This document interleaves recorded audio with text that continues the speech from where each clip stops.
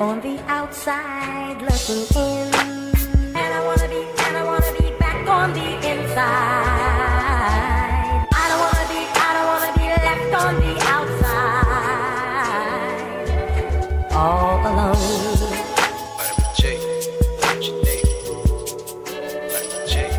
All alone.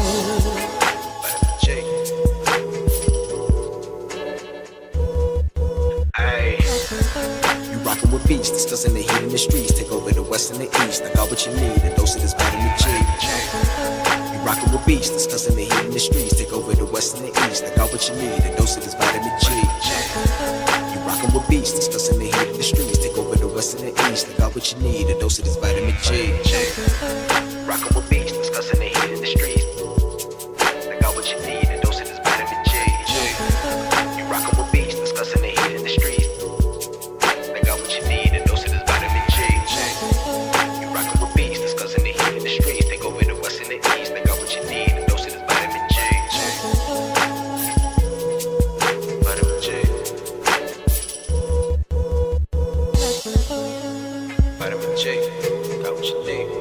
I'm on the outside looking in, and I wanna be back on the inside. I don't wanna be left on the outside, all alone. Vitamin G, got what you need. Vitamin G, got what you need. All alone. Vitamin G. Discussing that heat in the street, and we got just what you need on Vitamin G. You rockin' with beats, discussing the heat in the streets. Take over the west and the east. I got what you need, a dose of this vitamin G. You rockin' with beats, discussing the heat in the streets. Take over the west and the east. I got what you need, a dose of this vitamin G. You rockin' with beats, discussing the heat in the streets. Take over the west and the east. I got what you need, a dose of this vitamin G. Rockin' with beats, discussing the heat in the streets. I got what you need, a dose of this vitamin G. You rockin' with beats, discussing the heat in the streets. Got what you need, a dose of this vitamin G.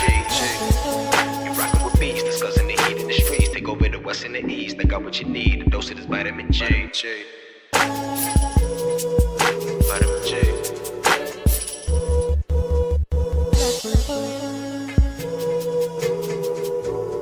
I'm on the outside looking in, and I wanna be back on the inside. I don't wanna be left on the outside, all alone.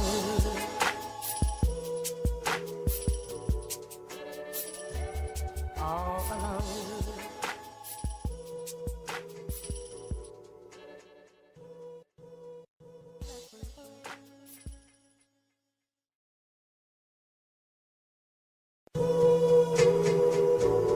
I'm on the outside looking in, and I wanna be back on the inside. I don't wanna be left on the outside, all alone. Vitamin G, got what you need. Vitamin G, got what All you need. alone. Vitamin G. Ay. You rockin' with beats, discussing the heat in the streets. Take over the west and the east. I got what you need, a dose of this vitamin G. You rockin' with beats, discussing the heat in the streets. Take over the west and the east. I got what you need, a dose of this vitamin G. You rockin' with beats, discussing the heat in the streets. Take over the west and the east. I got what you need, a dose of this vitamin G. Rockin' with beats, discussing the heat in the streets. I got what you need, a dose of this vitamin G. You rockin' with beats, discussing the heat in the streets. I got what you need, a dose of this vitamin G. You rockin' with Zero, beats, what's discussing the going on, heat in the streets. Take over the west and the east. I got what you need, a Not dose of much. this vitamin G. Vitamin G. Popping a couple drinks before the show. Vitamin G. Got what you need. I'm on the outside looking in, A better game than people want to give credit back for. on the inside. I don't wanna be left. Yeah, I think it would have been better if the Ravens were in it, but I mean, all right. I don't mean to be a conspiracy theorist, but No, I mean, I'm not gonna be the one to be like, oh, you know, the Ravens got cheated. I don't think the Ravens got cheated. I'll say that much. I do believe that Try run the town. Tell no duck when they hear that NFL sound. How they did gon' come want, up now? Heavy Kansas as the City head that'll to wear have a that crown. chance to I'm be going undefeated. pound for pound. And if it's my So smoke, I we think talk that all they of that. chose From my ounce to a only pound. just Take it, because they they biting us chose now. Cause my because drip of right how out the they seat. officiate How could it games. be? Give me a couple of rounds. And Cause I'm a they beast when I'm on officiate vitamin games G. more You in see this favor start crumbling of now. Mass struck, start away mumbling teams. now. Get the gist, I ain't reaching for cloud. Plot twist, I'm the one with the So I keys. think that's why Plot the blitz, Ravens know they won. look half No, I free. don't. Different But I do continents, I be think, torn. We live in you life, know, making yours look boring. it See, we helped. win at the end, it's a Like, spoiler warning. Cause I keep heating I up, don't I might think blow the whole Kansas City planet. They could have calling me beaten toxic like the, global even warming. But they Kansas keep City tuning in Ravens once again and best again. I'm the NFL. one at the top, I just don't a think formal they could warning. Truly, don't- I'm De Niro when it come to movies. don't think they Big could De Niro even- entertain the groupies. Habanero if you I don't come think they pursue could me. have beat But I them. hop on the game, too busy rolled up whenever my girl getting moody. Got you. And then go with the gang, we all go insane. Catching them doors on the duty. On the stick, see, I'm locked in. Bought a box, I was like 10. Back then, used to box, nowadays they ain't throwing hands. Mama said we got more advanced. One thing about me, I adapt, bought a Glock fin. Keep me safe from the block in. The game kept me off the block. Ain't got flex about looting my Ruger. I can shit on you with my computer. See, my graphics card costs more than your damn job can afford to pay you. And my monitor, big as hell, detail, so I can see when I spray you. To reload the clip and record the clip is go all say to that SSD. Know a whole lot of trill game heads like me wanna see tune into that VGP.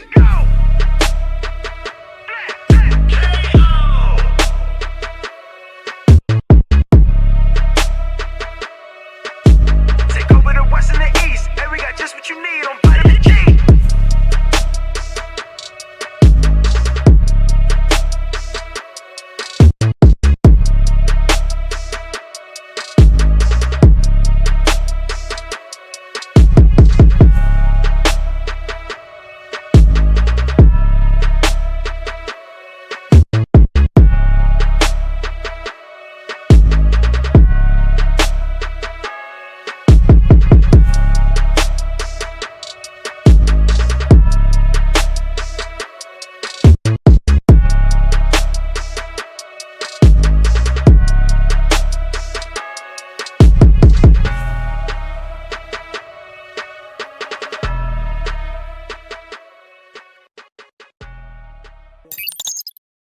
Hello. Welcome everyone to episode 228 of the Vitamin G podcast. Here with your favorite duo, your boy Pharaoh and Zero. How's it going, Zero? It is going well, man. As we were talking before, just sort of, it's the Monday after Super Bowl Sunday, so we are rewatching commercials. We are avoiding crazy people on Twitter. We are excited for the upcoming trailers that they show. Personally, Deadpool 3 looks pretty fire. Um, just happy to be here as usual. Looks like it's just you and I for today, which is all right. We can make that work. Hey, all you need. Mm. Yeah. I mean, I didn't really watch the commercials. Like I kept myself busy during the commercials. If y'all don't know, Pharaoh is very anti-commercial. I don't like being advertised to.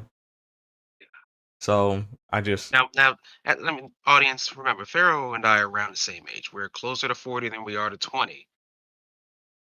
We grew up with commercials. I yeah. don't know where this new age, commercial person came from, but we grew up with commercials. Hey, I'm anti-commercial, bro. So I like if it has commercials, I'm not watching it. Like my dad, he calls me and asks me about like TV shows. He's like, "Oh, it comes on FX. Oh, it comes on Fox." I'm like, I'm beyond that. It's How are you? Hello. what's going on? What's going on, Omar? Good to have another member in. Shout out to you for always hosting. I know It's fair to, it's not a problem. it's fair to say that you become now the what you call it, the how. The steward Dante of the is done, vitamin eh? G. Yeah, Dante is done. I think Dante is done, and What's his name? FT is FC nowhere is to be seen. FC is working extreme. If people want to know what's going on with FC Violent, Yeah. he is attacking a career change. Oh. And he is in the process of working full time and going to school full time towards being a computer programmer. He's doing a lot of coding right now, and Respect. he is working extremely hard. Mm. So where some people grind in video games, he's out here grinding in real life. Yeah. And Dante, Does he still play games though? I'm sure he does. I'm sure, whenever he finds time, I'm sure he still games. It's a hobby and a passion of his. And Dante, for those who are wondering, he has kind of stepped down. He is focusing. Stream, huh? He's focusing on his streaming. Yeah, And makes sense. for him, doing the show was very tough hours. Yeah, because it killed his sleep. It's so absolutely eviscerated. I knew it. so it was time. They're always welcome back whenever they want to come back. Oh yeah. But yeah, that's kind of what's going on with those guys. But yeah, so we were talking about no commercials and Super Bowls and stuff. I'm very anti-commercial. Not watching anything that has commercials. Does your kids call commercials or they call them ads? My kids call them commercials. Okay, interesting. My niece and nephew called commercials ads, and I was like, interesting. I am I think old? people saying on Twitter Super Bowl ads. I'm like, excuse you? I mean, my kids use the language that I use, so I say commercials, they say commercials. Okay. I don't expose my kids to a lot of commercial stuff either. Like they stick to like Netflix. I have YouTube Premium. So to be fair, most commercials are not ad anyway. So they don't really get that exposure. They are some spoiled rotten kids. They just don't know they're spoiled rotten because they'll never know what it's like to have a show just cut off. I was, like, they were 15 like seconds. In the morning I get them ready for school and stuff, and I just started putting on TV shows that they can watch while they eat breakfast. Oh, lucky them! Do you know how I had to wake up 6 in the fucking AM to catch a glimpse of my favorite cartoon? Oh, they wake up at they wake up at 7. So yeah. But anyway, I would just throw something on like Sonic or whatever, a kid show. And I never touched the demo for 7 Rebirth. I was so busy with Helldivers. I can't tell you everything about it. The good, the bad, the ugly, the amazing. That's probably Rebirth. That's probably gonna be our first topic. That's our first topic. We're gonna talk about Helldivers, so we'll get to that. But yeah, so when I put the TV show on for them, they're like, I don't want to watch that. I want to watch what I want to watch. And I'm like,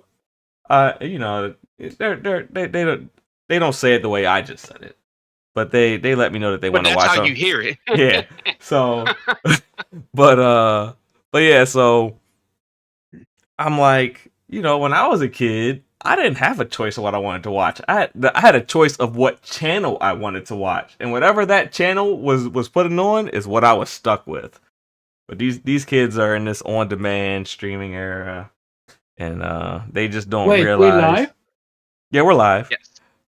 They don't realize how good they have it. But with that said, let's get into our intros. Zero, what have you been up to? What have you been playing? Goodness, what have I been playing?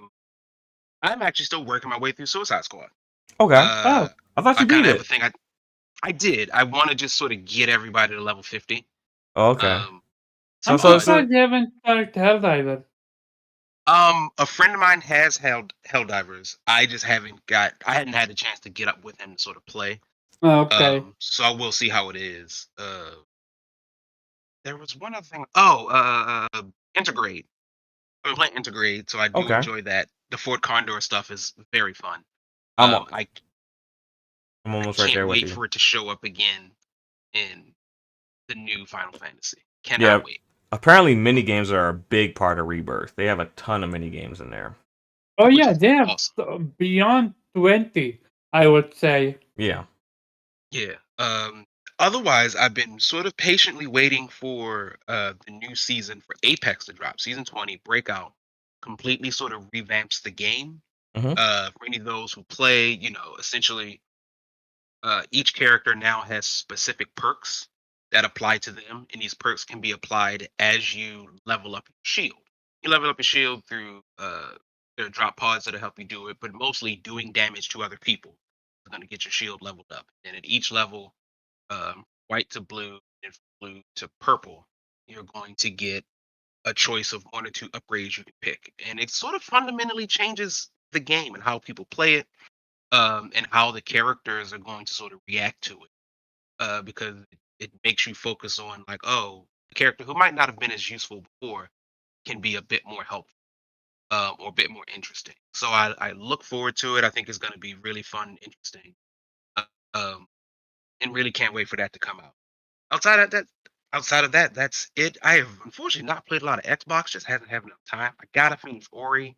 I'm gonna get on Ori 2. And then continue my journey through whatever is new with Xbox, that I've not been able to play. And particularly, I do want to go through all of the Halos all over again, um, leading Okay. up to Halo Infinite, which is the only one I've not played. No, I've not played 5. The only campaigns you haven't played. Yeah, 5 and Infinite are the only 2 campaigns I've not played in their totality. Okay. And Omar, what have you been up to? What have you been playing? Yo. Yeah, I'm hyper. I just did a mission on Helldivers on it, challenging difficulty with my teammate, and let's just say, can a co-op game become GOTY? Typically most multiplayers don't get Game of the Year consideration. I think the last one to get Game of the Year consideration was It Takes Two. No, that wasn't that was co-op. That wasn't like a multiplayer. Oh. Probably was Overwatch. Overwatch in 2017. Yeah, Overwatch. Yeah, it won over Uncharted 4, I remember. To me, this have reached GOTY material. Like, this game is eating my soul so much that I haven't touched the demo for Rebirth yet. Omar, I would take that with a lot of weight, but you're not a big multiplayer guy. You're more single player than multiplayer. But I'm glad you're enjoying Helldivers. But shouldn't that tell? Because it's not a multiplayer. I'm not fighting against other people. I'm fighting against enemy. Still multiplayer. And that's my biggest issue with it. It's a multiplayer. Because when you play it alone, it's difficult. Yeah. It's meant to be played with other people. Yep, it absolutely is. So other than that, what else? I finished Yakuza 2. At first, I was not a fan of Ikiwami 2. At first, I was not a fan of the main villain, but he redeemed himself at the very end. I had a blast with him. Okay. He doesn't top my top favorite, which is Yakuza 0. Had some of the best, and then when you gotta play Yakuza 0, and then you go to 1, and the main villain in 1 is the best, by far the best, leaps and bounds, because of the emotional investment in it. Other than that, what else? I beat another Metrovania game. Zero, have you heard of a game called Thunder? Yes. So I beat it. I beat it. I was trying to get it to the good ending, and by accident, I corrupted something. So I'm like, I'm not gonna be able to get neither the good ending or the bad ending. So I got the normal ending. And other than that, I was playing Moonlighter, but that game is so difficult for me. For some reason, Really? I love Moonlighter. it's the money issue that I'm having issue with. How you need to sell your stuff and you don't have a lot of space. That's my biggest issue. Because I'm a hoarder. But other than that, yeah, no, Helldiver. Oh yeah, I also playing a game called After Us. I don't know if anyone. I'm pretty sure nobody heard of it. After us, it's a post-apocalyptic world with not puzzling, platforming, lots of mainly platforming, and a little bit of basic combat in sprinkled in between. I'm enjoying it. It's nothing groundbreaking, but I love platformers, so it's scratching that itch. And yeah, that's about it. Okay. Yeah, me myself, I've been playing Final Fantasy Remake again, trying to roll into Rebirth when that drops in 2 weeks. Um right now I just finished the plate collapse. So did that, and what else have I been playing? I did dive back into Madden a little bit. I kind of fell off of that.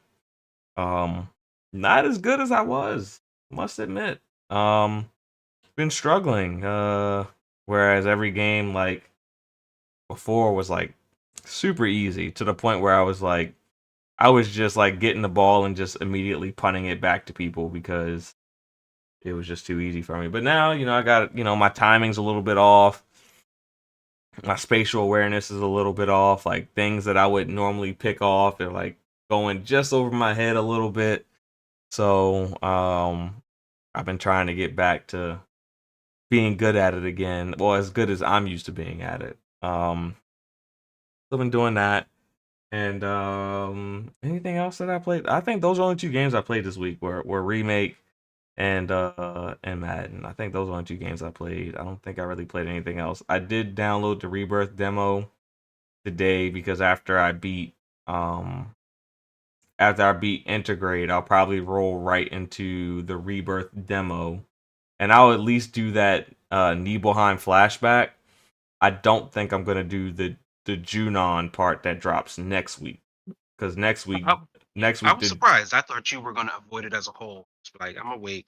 Well, I will do the Nibelheim part because I know that that's where Rebirth kicks off at. Gotcha. So I don't mind that. But I can't remember when you go to Junon specifically, like as far as like timeline, like is that the very next town that you hit? I'm not 100% sure. So I probably won't play that part. Just Gotcha. in case there's like a part in between Calm and Junon. I'm sure there is a part between Calm and Junon, because between Calm and Junon you run into that serpent that Sephiroth killed. Yeah, it's the bigger serpent. Yeah. So there's gonna be a gap, and I don't want to necessarily like have like that skipping story. So I'll probably just do that Nibelheim incident, and that'll be enough for me. Just to check it out. And I'm hoping that it ships out early. And I get it maybe a day or two early. Just so I can like look at my statue a couple days early. But that's about it for me. Shoot, at this point in the show, we've been live for a couple minutes. We're about to jump into our topics. For everyone who's here, please hit that like button. Share this out. And our first topic of today is we're going to talk about a game that Omar is very excited about, Helldivers 2. It has had some mixed reception. It has done extremely well. I think it's done better than maybe even Sony anticipated, with it having a co-release. It would explain why the servers are lacking. Yeah, they've been having some server issues. The PC port is not anywhere near as good as the PlayStation version. A lot of PC gamers have been experiencing issues, but there have been some hot fixes that have addressed much of those issues. Other than that, I think still. No, don't worry about the PlayStation. It's not safe either. Like, this game. How do I say it? I don't know if it's the most cousin multiplayer, quote unquote multiplayer. It's a live service without being a live service, if that makes sense. Well, What do I mean by that? they're gonna release more content. I mean, if they don't, Yeah. if they don't release content for Helldivers, This game dies. it'll be dead in a month. Yeah, So but apparently new faction is already coming. yeah, so So new enemies are already at work. They confirmed, and they also confirmed that they're working as uh, on vehicle implementation. So that's also needed. Shout out to the Teo Zoshi. I agree with you. Helldivers 2 is fun as shit, but the crashes and server issues and also some glitches that don't give you rewards. yeah, if you're if The last line is what I heard the most. I haven't experienced that, but what I did just experience before jumping in with you guys is I was trying to buy something and it wouldn't let me buy it, even though I have the resources and the money for it. okay, And after I reloaded my game, I had that shit already bought. So, and there are certain moments where you can't join your teammate. You see your teammate offline, despite the fact that they are all online. mm-hmm. Another thing, and this is my biggest gripe, I would say, with the game, is it's not friendly. What do I mean by that? They give you a basic tutorial, but that's about it. Tons of stuff are literally trial and error. Okay. But you can't afford to do that because when you jump in a match, you either have a 10-minute timer or 40-minute timer. Another issue I would also point to, maybe Taozochi agree with me, is I really wish there was a place to test whatever you want to buy and invest in. Mm-hmm. Because once you buy that jet, you're locked in it. Yeah. You're not gonna get your resources back. You're not able to respend it or whatsoever. So and resources are not cheap. They absolutely don't come cheap. Basically, there are 3 or 4 resources types. The first one is green, second is orange, third is purple. First one is normal easy mode, and second goes hard and extreme and or challenging, and then the purple one, which I have yet to do a mission for, is extreme and above. Apparently, there are 9 difficulties. I only played 4, maybe 5 maximum so far, and I don't know what to say. It's like I'm saying a lot of negative or a lot of bad, but the reason I'm saying all that is because I want the game to be that good, so others play it because the game is that good. That's Yeah. how, like, I've been on it non-stop. Whenever I'm available, I'm able to do so because you gotta play with a team. You can't play on your own. You can, but you're gonna have such a hard time, and there are certain areas that you can't even, or little side missions that you can't even do on your own because you need a teammate to help you with. So this was clearly meant to be a co-op game. Yeah.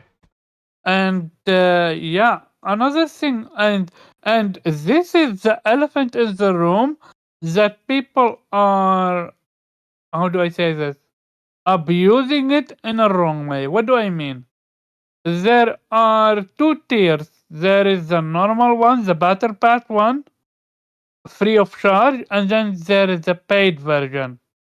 The paid version, if you actually explore on the map, you get 100 quote unquote crystals for it. Mm-hmm. In order to start the battle pass, the paid battle pass, you need to have gathered thousand crystals. But one, the crystal is such a rare thing that it's not even funny. And second thing, the crystal if you bought the deluxe edition or something like that, you get that shit unlocked automatically. Now, that's not an issue.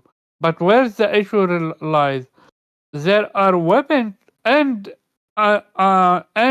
grenades in the battle pass, the paid ones that are not available in the normal one. So if, like for example, incendiary grenade and shotgun, that's only in the battle pass that's paid, which it takes time to unlock for free. But people can have a disadvantage, quote unquote, advantage over you, which nets them more kills. But here's the kicker: killing enemies don't give you XP, but doing objective does, and doing side mission does, and extracting incentive. When you defeat a mission, you do so by getting the helicopter and leaving. But if you die, you had, for example, samples with you, resources, they are lost if someone else don't pick them up. So this game, it's not friendly, I would say. There is a tons of learning curve. I haven't mentioned the reload, that if you reload mid magazine, you lose all your ammo for your current magazine. But on the other hand, you get a co-op experience or a solo that's so fun, so entertaining. Whether you're playing with randoms, which I did a few times, or with your own team, which I have. And yeah, I think I took a lot of time with this one. No, I think you're the only one on the panel so far who has played it. So you're fine taking as much time as you have. Yeah. From what you can have I think of? said, I was looking at the reaction across the internet, what people have been saying about the game. It's definitely mixed, and but I think it's kind of a good mixed where there are some issues with the game, but overall there's a forward trajectory for them to go to make the game like what it needs to be, what it can be. Yeah. Um, Like, the game is that good that they're overlooking the stuff because they just want to keep playing. At this point, you just gotta watch out and see if this ends up being um a hell die not what's that game that Square Enix made? Redfall? People can fly. Oh, Outriders. Frontar.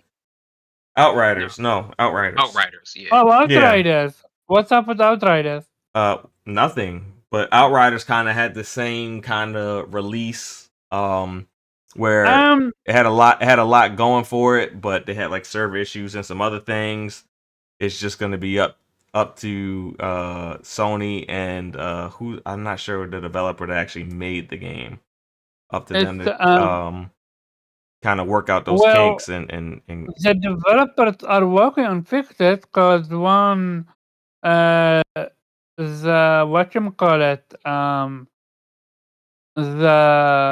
the game have been updated for PlayStation and PC. Yeah, they've been putting out some hot fixes. It's just a matter of, can they keep the content going? Do they fix everything? And they updated the player cap. Yeah. And it went to the max within 5 minutes. It went from 260 to people 360. can fly, yeah. People Can Fly is the developer behind Outriders. Yeah, that's what they're saying. But Square was the publisher. It was Square's game, but they had I thought you were looking for the developer for Helldivers. Yeah, I'm not sure who the hell. I'm not 100% sure who the Helldivers developers are. Arrowhead. Okay. Yeah, which I would not be surprised if PlayStation picks them up, solely because PlayStation owns the IP for Helldivers. When you start the game, there is a PlayStation Studio logo that or Because they More ads. published it. Because they published it. No, they own the IP. Yeah, that's what I'm saying. They published it. They own the IP. Oh yeah, Yeah, yeah, they published it. yeah. Yeah, typically if they publish the game, they own the IP. That's typically how it goes. I didn't know about that. That's why I said. With Square, like for instance, Xbox owns the Ori IP, but Moon Studios made the game. So yeah, that's typical. Same thing with Sekiro. Activision didn't make Sekiro, but they own the IP. But Not Kodokawa owns the IP. no, Activision owns the IP. They publish. That's why they publish it. Okay. Yeah. But yeah. So 1 second. Helldiver 1 plays totally different from 2. Yes, it does. Helldiver 1 is a top-down shooter, top-down. Yeah, it was mainly a PC game. Hard mode. That one is way more first. It can actually become first person. Yeah, but it's more third person. Yeah. The initial camera is third person, but you can't go first person. One thing that I thought this game is going to be, which is Lost Planet, but no. It's 10 times, 20 times, 30 times, 100 times better than Lost Planet, I would say. Yeah. But I would say with Helldivers, I get the perception that they could have avoided a lot of these issues, but I think there was kind of with this being like Sony's first real You can actually say first successful third party live service game. Yes, it's their first live service game that they've been successful with, and yeah. But I think they were kind of hesitant to put that beta out. I think if they would have had a beta like most live service games do, I think it would have released in a cleaner state, but they were kind of worried about the perception the beta might get. So they kind of waited. And I think a beta would have helped them a lot. But other than that, any other thoughts, Omar? Sorry? Any other thoughts before I transition to I agree on that end that Helldivers needed a beta. The only reason I can think of is one of the reasons why we haven't seen any single review for the game, because the game, literally all of it is a multiplayer game. I don't think that's really a legitimate excuse because Suicide Squad already has reviews. The servers weren't running. The server started running when the game was released. Same situation. Same situation with Suicide Squad. The difference is with this one, you're working with your team or other people to complete each planet, and once it's completed, it's completed. Yeah, I don't know if you can join them, but they fill the area. Like the area is no longer, it goes from red to blue. I understand that. I understand that every game is a little bit different, but I don't think the reviewers should get an excuse when they were quick to pop out reviews for similar type games. And I think you got last I checked, there was like 4 reviews out so far. Not enough to like really generate a Metascore, but there are a couple reviews out. Yeah, none of the big dogs have gotten to it yet, but there's about 6 just reviews currently. Yeah, so I'm not gonna give him. I'm not gonna give him that excuse when I've seen other live service games in the same situation get reviews pretty early. And one last thing, this game is $40. Let us think in. It's not 60. Well, it's Sony's first live service game, and I think it makes sense to release it at 40, especially when you really don't make your money on the initial sales. You make it on the battle passes and all the other microtransactions that take place over the course of the game. Most important thing is building up your player base. One of the best thing about this one even if you buy the battle stats, you're not gonna get anything out of it. Do you know why? Why is that? Because you need medals, and medals you only earn by strictly playing the game. Yeah, that's typical with any battle pass. You buy the battle pass and then you have to hit certain things within the battle pass in order to earn whatever you're gonna earn. But yeah, Zero, did you have any thoughts about I've not had an opportunity to play the game yet, so probably sometime this week, hopefully.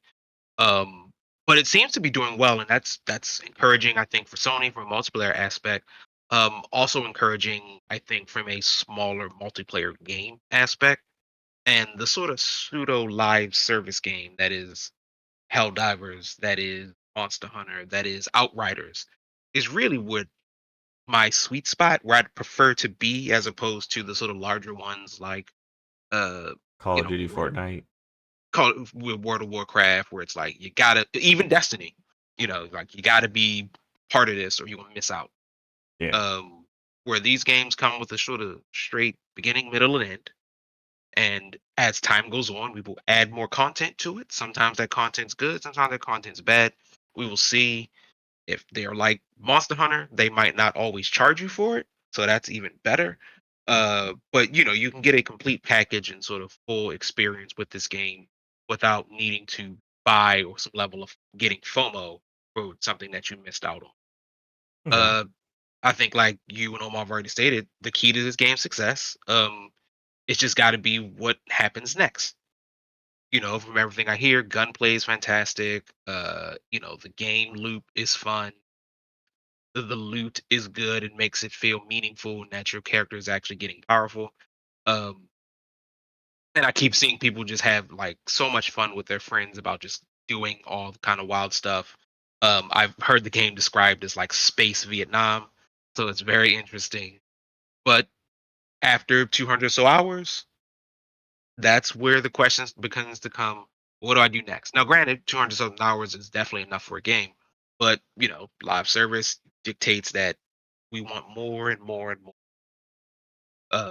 So as long as they can keep up a nice steady stream of content with cool upgrades and cool boss battles, cool weapons, I think this game can have some comfortable legs. It's not gonna blow out the water. It's not gonna be the next Pal World, but it should do just fine if they keep it up.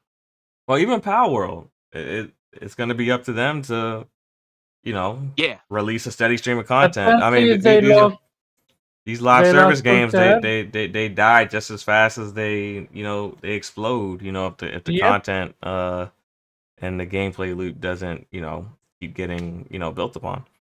Yeah. Apparently, Star Wars lost 2/3 of its player base or something like that. Not surprising. They just Star Wars. no, I said No, Pal no, World. no. Oh, Star Wars. oh yeah. Yeah. Yeah, but not people will surprising. They people gotta will keep it come up. back as they add more to the Yep. gameplay loop. I do. I played it. I do think they need some actual like towns that people can go to and maybe get simple supplies. Hey, what's going on, Yobi? Thank you for coming through.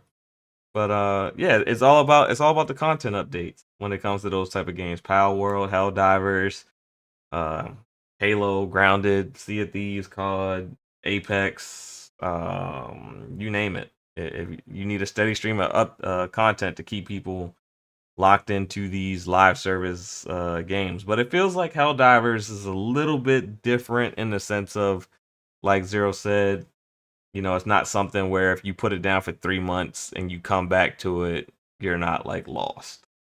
Yeah. So To me, those type of games, like in like say a Destiny, you put it down, you come back for 3 months, you've missed out. yeah, you Games miss like out a on Helldivers, weapons, on all types of stuff. Yeah, a Helldivers, Monster Hunter, Outriders, put down for 3 months, you've gained 3 months worth of content to play. yeah.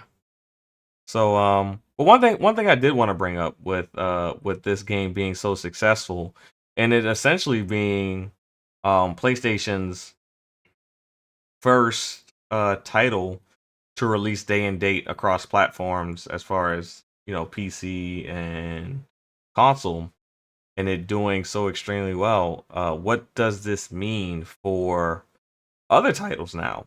Because you can't ignore these type of sales and this type of success that you're having, especially when you've released other games to PC later and you haven't really captured the sales that you would have, um, that you would have caught, when if you release day and date across platforms. So I guess I'll kick this to Zero's way first, since he was the last one to talk. But do you think that, the success of a game like Helldivers and it doing so well on PC and the PlayStation, um, do you think this encourages Sony to do this with other titles, even the non-live service ones? I think it does, but I think the focus would still be mostly on the live service ones. Like, I don't know if I expect, say, God of War, the Atreus Chronicles, to be day and date. But if they drop a separate God of War multiplayer, or I mean, I guess it's dead in the water now. But if some reason somebody wants to bring it back to life, factions, you know, I Yeah, think those things go day one to PC, along with the Xbox versions, and particularly if they can get, I mean, the Sony version, particularly if they can get everything working in sync. I hear Helldivers on PC isn't that great, um, but that's just working through it and getting it there. yeah, To me, it would be wise and smart. PlayStation seems, I don't think they've walked back the idea of like they're going for a lot of live service games. Um, and Helldivers is the promising first shot. yeah, So that encourages those who stand by that decision to like, oh yeah, do more and more. And I think strengthened by things like Pal World, where these live service games are beginning to show up and like people are loving them. And there's money to be made here. There's gold in those hills. So if Sony can just figure out how to make that work properly, I think they can do it. Like I said, I'm still not exactly sure if our next God of Wars or Horizons or whatever Naughty Dog is doing is going to be day and date. But I think almost anything that is a live service or primarily multiplayer, I wouldn't be surprised to begin to see them show up day one, on PC and Sony, so that it sort of reaches a wider audience. And for that type of stuff, it is what can you buy once you have people in the environment. That's where the money is. So if you yeah. get as many people on those battle pass eyes, those cosmetic eyes, the DLC eyes, all that type of stuff, like they can really make some good amount of money. So I think Sony's definitely looking into it. Helldivers is promising. I would not be shocked at all. Is Foam Stars on PC? Well, Foam Stars, it probably is, but that's a Square Enix game. That's a little bit different. They Ah, don't, they okay, don't yeah, own that yeah. IP. Okay. Um, Um, so yeah, I think it's promising. They can get there. And I think they're looking to make that happen. okay. Um, I'm of the mind that it's not a matter of intent. I think they do intend to eventually get all their games day and date on PC. I think right now it's a lack of capability. I think they are growing that capability. And as the capability grows, I think you will get more day and date games. But I'm gonna throw this over to Omar and kind of get his thoughts on kind of what this means for Sony and kind of releasing more games on PC day and date. Well, one, the price is a thing. Like 40. This is not $60 Yeah, game. it's 40 across Second, for both. Yes. yeah. Second, this is a multiplayer game, so or a live service game. So it was already confirmed that live service game gonna go day and date on PC. If it's gonna move the needle, we gotta wait and see. But I don't think so. You It don't think so? Especially no, when these AAA games are getting more no, I expensive than don't think ever, and it's I harder. It's I getting harder and harder to recoup your no investment. no, I don't think so because PlayStation keeps selling their games and their consoles. They have consoles to sell. They're not Microsoft. Yeah, but So, you're especially with uh, with like especially with what's happening with Microsoft right now, we how about this? Let's wait to next week to talk about this topic again. because Then we have watched the podcast, the Xbox podcast, and seen what Xbox is going to do with their vision. because console and PC are two completely different markets. People on It's not. PC, No, no, no, no, no, people on no, no, DC. no, no. It's not so. I It don't know if is. you have paid it. I don't know if you have paid attention on Twitter, especially after the release of Final Fantasy VII Rebirth demo. People are literally buying a PlayStation 5 for it, and I for mean, Death but Stranding if too. you look if I mean, I'm sure you'll have some people who are buying a. They're not. Hey, I'm doing my show. Go away. It's Javi's turn. Go pick a I movie. already knew that. Okay. Why did you tell me to pick a movie? I said tell your brother to pick a movie. All right, go away. But lost my train of thought. I'm sure people are buying PlayStation for Rebirth, but those aren't necessarily PC players. And also They are. I I mean, don't want I to buy a can't. PlayStation, but I want this game. It's literally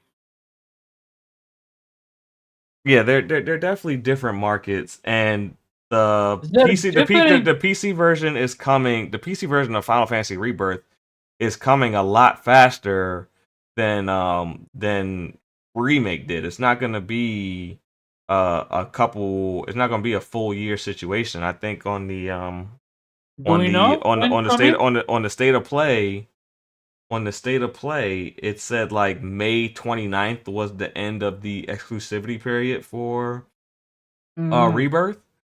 That doesn't mean it's going to Xbox no. on on May 30th or something like that, but it means that they could release it to PC, to the Epic Store, to the Steam Store possibly Mm, after the 30th. So it's not like the PC market has to wait a year to play that game, and it's not like people are.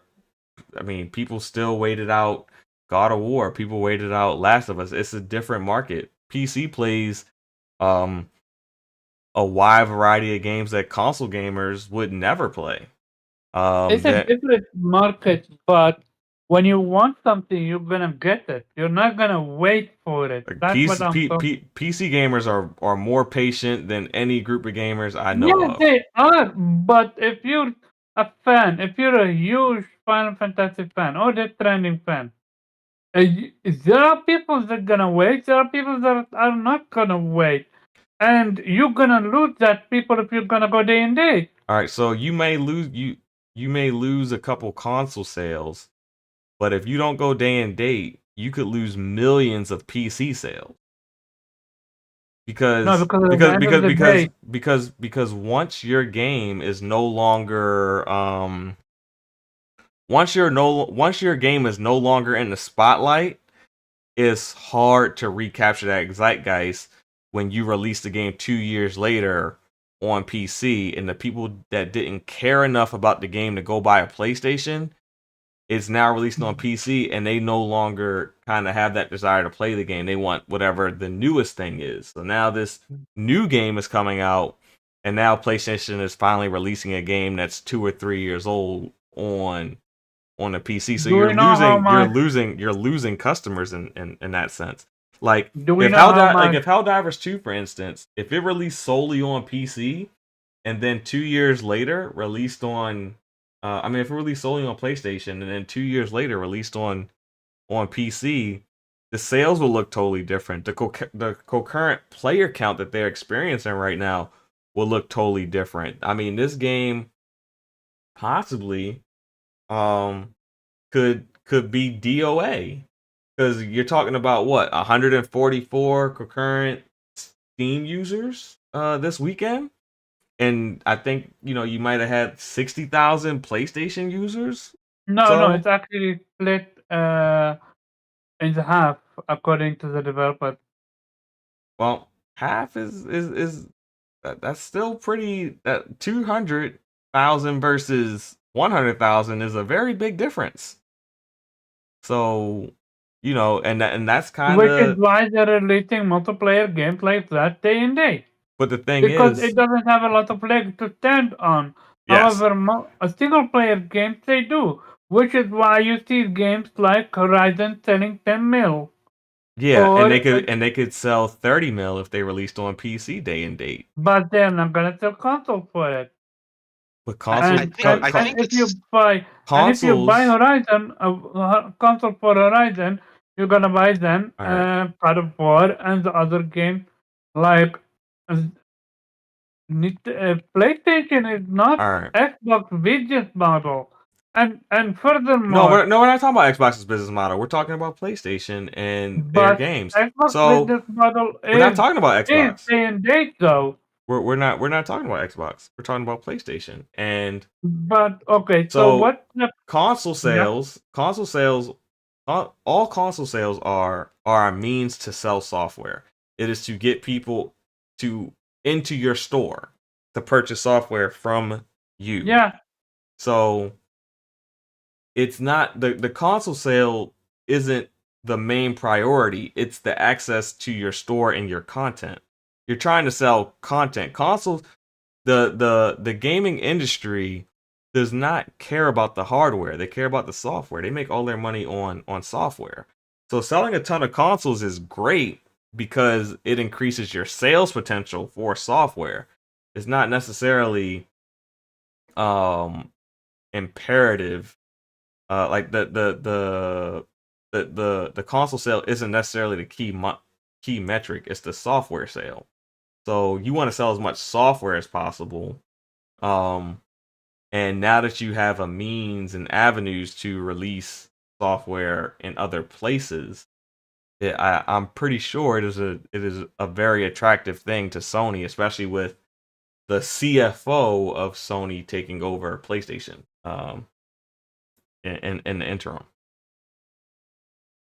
I Do think know it's just a the little too early to tell Yeah, if because they're going to once do their the big deal AAA games. But I think yeah, what's missing from the conversation is that, and I think what we've talked about before is that inevitably Sony, in particular, depending when we'll find out what Microsoft is going to do later this week. But they're going to have to like begin to shrink the budget of some of these games Or release in because more areas day and date. One of the two. to me, I would think that smaller games would be more attractive, and Helldivers is showing proof of that. Because just culturally, they might still want to keep consoles alive, and it's still part of how people want to do it. There is definitely some merit to releasing it day and date on PC. But there is merit to doing a lot of things that make you money that a lot of companies don't do. Okay. And so if Sony doesn't do it, Sony's losing out on money, absolutely. But like that's Sony's problem to figure out. And if they're adamantly against it, then so be it. We look at Nintendo, who every year they have a system, or every generation of system that they have, somebody's telling them what they should do to make more money. remember when they said to But Nintendo that the Switch is gonna be their own rival and it's gonna make Nintendo lose money? Look what happened with that. and I mean, the Switch is probably going to be the best-selling system of all It time. might actually overtake the PlayStation 2, which says something. But there's a lot of room for them to make a bunch of nice, comfortable AA games. Like, maybe not Ratchet and Clank, since I guess that needs the SSD, quote unquote. No, it doesn't. Not on Ratchet PC. Yeah, sure. But like Ratchet and Clank-esque games could go day and date. I mean, Astro is a PlayStation thing specifically, but Astro's Playroom could go day and date. What? Things don't necessarily cost you $60, $70. That might cost you $40. Can go day and date without Ratchet much was loss. AAA though. Ratchet was AAA. I have my own personal things with Ratchet, but sure, we'll call it AAA because I guess that's what it is. You don't see it as AAA? I've never seen Ratchet and Clank to be that interesting of a game series. It's just the budget. That's what we're talking about. Budget. When we I say know, yeah, it's just a budget. It's like Yeah. I think Ratchet and Clank can survive just fine as a AA series. Yeah. I don't think anything would change much about it. Okay. But when we're looking at the sort of, what The PC visual? I think has done well, has ushered in a really great age of indies. from like a Stardew Valley, to a Hollow Knight, to even to Hades, where Sony can make these games, and I think there's room to put them on PC comfortably without worrying about like, oh, people aren't going to buy our consoles for this, while still making sure they're like, hey guys, They made them. that big God of War, you still gonna have to buy this PlayStation 4. That big Horizon, you still gotta buy this PlayStation 4. Yeah. And depending Remember on whether they or not made they them? made what? They made AA games and nobody buy them. Nobody bought them. I mean, Like, but somebody's are buying these quote unquote AA indie games. yeah, Games but like Hades, again, games like but to be fair, like if nobody's buying your AA games, and game development now takes about 5 years to get through, 4 to 5 years, then what games are you buying? Why are you buying a system that will at max give you 3 to 4 of your big deal games that you want? because people for some reason are attracted way more to visuals over gameplay, which is why I wouldn't say that. I would say that I would Sony. absolutely say that, which is why No, a because we have game AA like games that aren't visually stunning that sell very well. I think when it comes to Sony in particular, Sony games. I Yeah. think they don't necessarily know how to market those AA games. I think that's part of it. And I think the other part of it is that the audience that they have captured, as far as from their first party, expects a certain type of product. So when you market that product to them, that is AA, that's not what they're looking for from Sony. Even though that they may purchase AA games from Square Enix or on Nintendo or some indie AA, even though they're more than willing to purchase that game, like Seafood, that's a AA game. They're not willing to purchase those games from Sony because it's not the product that they necessarily expect from Sony. They bought a PlayStation for AAA stuff. Well, it's not but they're playing AA stuff on that PlayStation. It's just that the audience that they have captured expects a specific product from Sony first party, and when they don't get that, they go get their AA itch somewhere else. So, and with this Helldivers thing, Helldivers already had an audience. So, it's a little bit different than a game that doesn't have an audience. That's a newer IP. And you're trying to capture people into playing it. Helldivers 1 is a different audience than Helldivers 2. Like, I played No, it's not a different audience because you have 144 people on PC, and I'm sure many of those 144,000 people played Helldivers 1. Just because it switched from top down to just because it switched from top down to third person, first person, doesn't mean that it doesn't still have the same audience just because of a camera angle change.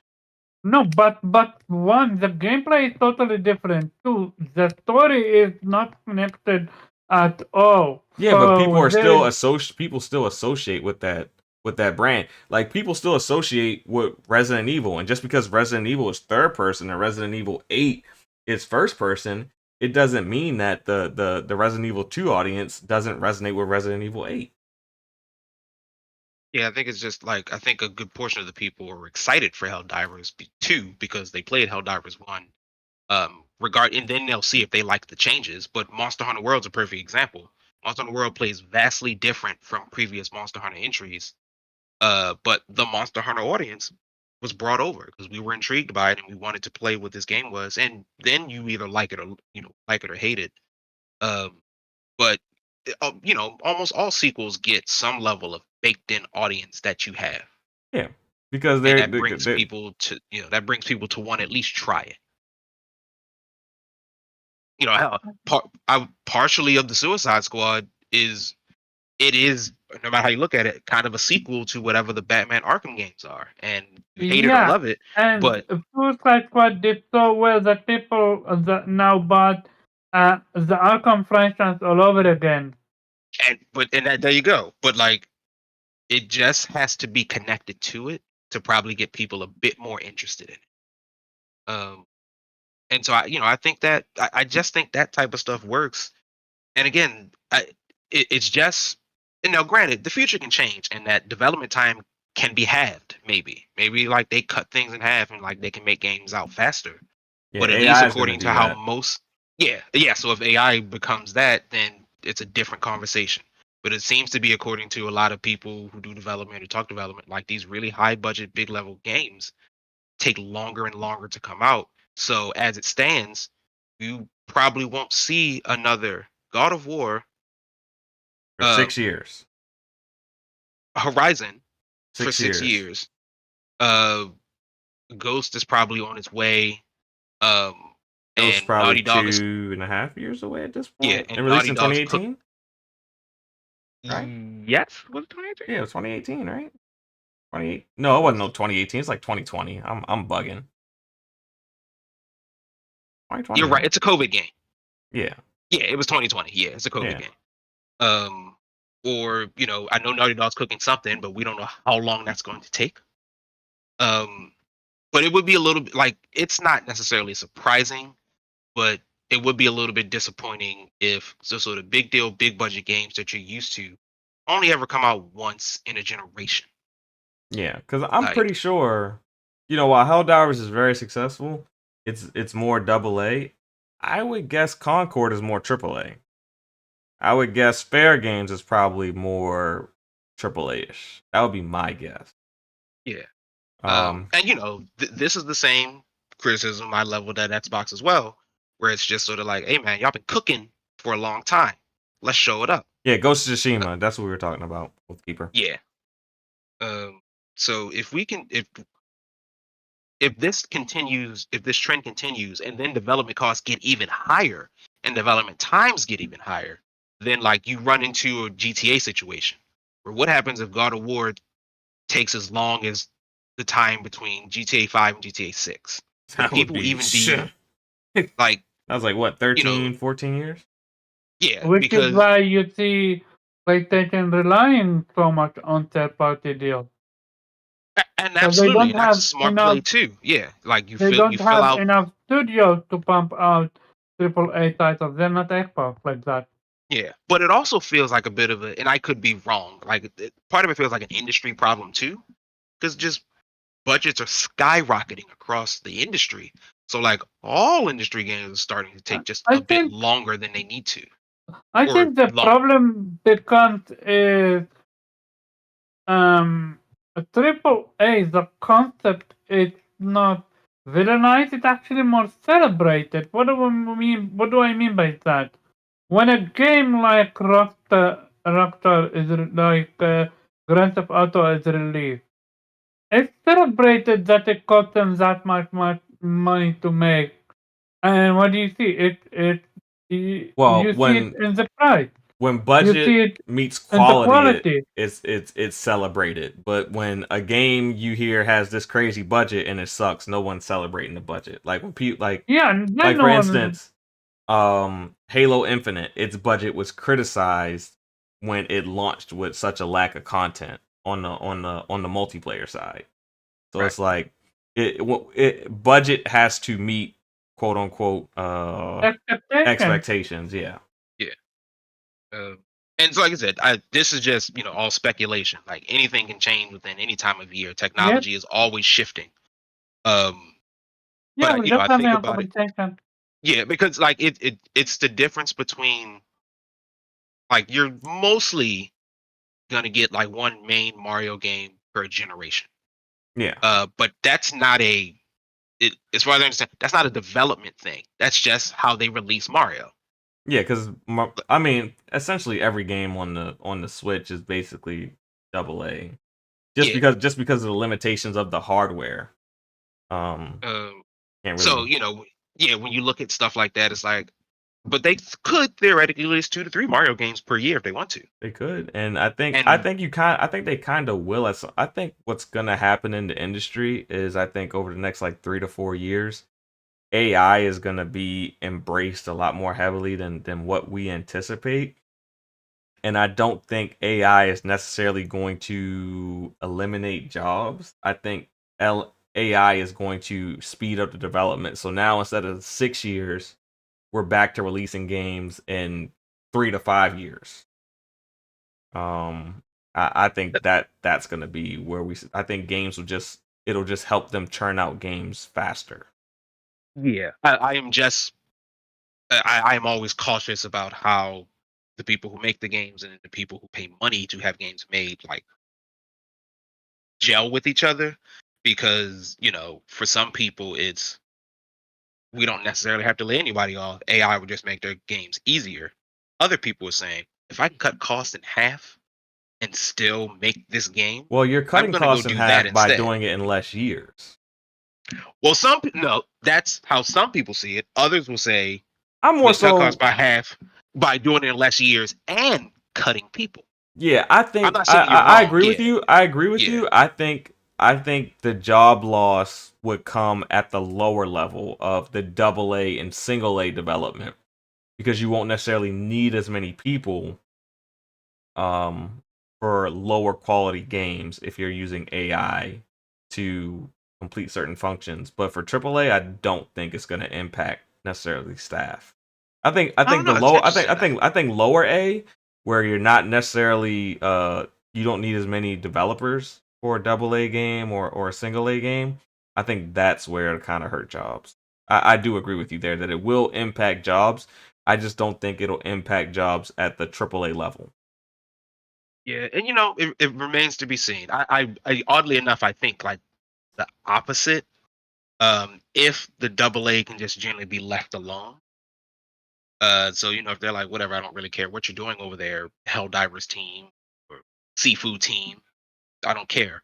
But Last of Us team is we making this game for $400 million. Yeah, and How do we make sure? if you cut the development by 2 years out of 6, that's basically cutting out like what? That's cutting out a third of your cost. So instead of 400 million, you're like at 270. Yeah, but I'm just with the idea that and we'll also cut positions there too, because it just depends on how people react to it and respond. Yeah, Because again, the people who want to make money don't actually always understand the people who make things, how they work. Because the AI is a buzzword around it, like it'll eliminate everything and make everything easier. It's like that's not necessarily true, but that's also talked by a lot of people who don't know and understand what AI does or is used for. yeah. I think it'd be used So for redundancies, like like finish out these environments so that our coders aren't creating grass. Like yeah, QA test this overnight so we get 10 million simulations by the time we wake up in the morning. yeah. But you also you can definitely foresee just some C-suite executive just like, do we even need all these coders? Like, can't AI just do it all? And Like we should try it. We should just try it. Like get rid and of when them. We'll just try someone it. does that, it's gonna be some AAA game that releases broken as hell. Oh yeah, yep. It'll come. It's the inevitable fallout of it all. Because you're gonna have the AI develop the game and QA the game, Yep. and it's gonna overlook its own issues that it created, and then it's gonna get into consumers' hands, and they're gonna be like, "What the f is this?" Tear it to shreds. That is if they do that, that is what would happen. I would hope that there are some smarter people than that, who are developing, that are in charge of AAA development, because no one who is actually developing AAA titles or developing any type of product would think that was a good idea. C-suite executive. Yeah, I agree. Yeah, they might think it's a good idea because all they see is It's red dollar and signs. green. Yeah, all they see is red and green on that balance sheet, and if they're not in the black, they're not happy. Yep. So yeah. But I think we talked about this long enough. We can jump into topic number 2. Let me get this timestamp. While I'm putting this timestamp in, I will encourage our viewers to please hit that like button, share this out. I know I do a terrible job of reminding people to do that, so I'm gonna try to work on it. That's a C job. But yeah. So last week, Sony did a, what was it, a 30-minute state of play? 45, I think. It was like 30-minute state of play, where they did a deep dive into Final Fantasy VII Rebirth. And they released a demo. The demo covers the Nibelheim flashback, Cloud's account of what takes place during the Nibelheim incident. Not to spoil it, just letting you know that that's the portion that it covers. We're not going to talk about anything that happens during the Nibelheim incident. And I thought the game looked really good. I did watch the state of play. I didn't, as a person who played the original Final Fantasy, I didn't see anything that felt spoilerish to me. Really? Yeah, I don't really feel. The only thing you could say that you may They feel. showed everything. Come on. Yeah, but I've seen everything. You know what I'm I saying? mean, yeah, because they played the OG one. So the voice lines, may be a little different, and that might, feel kind of spoilery-ish to some people, but to me, it didn't really feel. Nothing jumped into spoiler territory for me. I think out of the state of play, I think the most spoilerish thing was seeing a interaction between Sephiroth and Zack that didn't take place Yeah. over the course of the original story. But that was very brief. And I think that was there to kind of let people know that Zack is going to be a part of this actual story. He's not, it's not something that's, so parallel that he doesn't ever interact with Sephiroth. There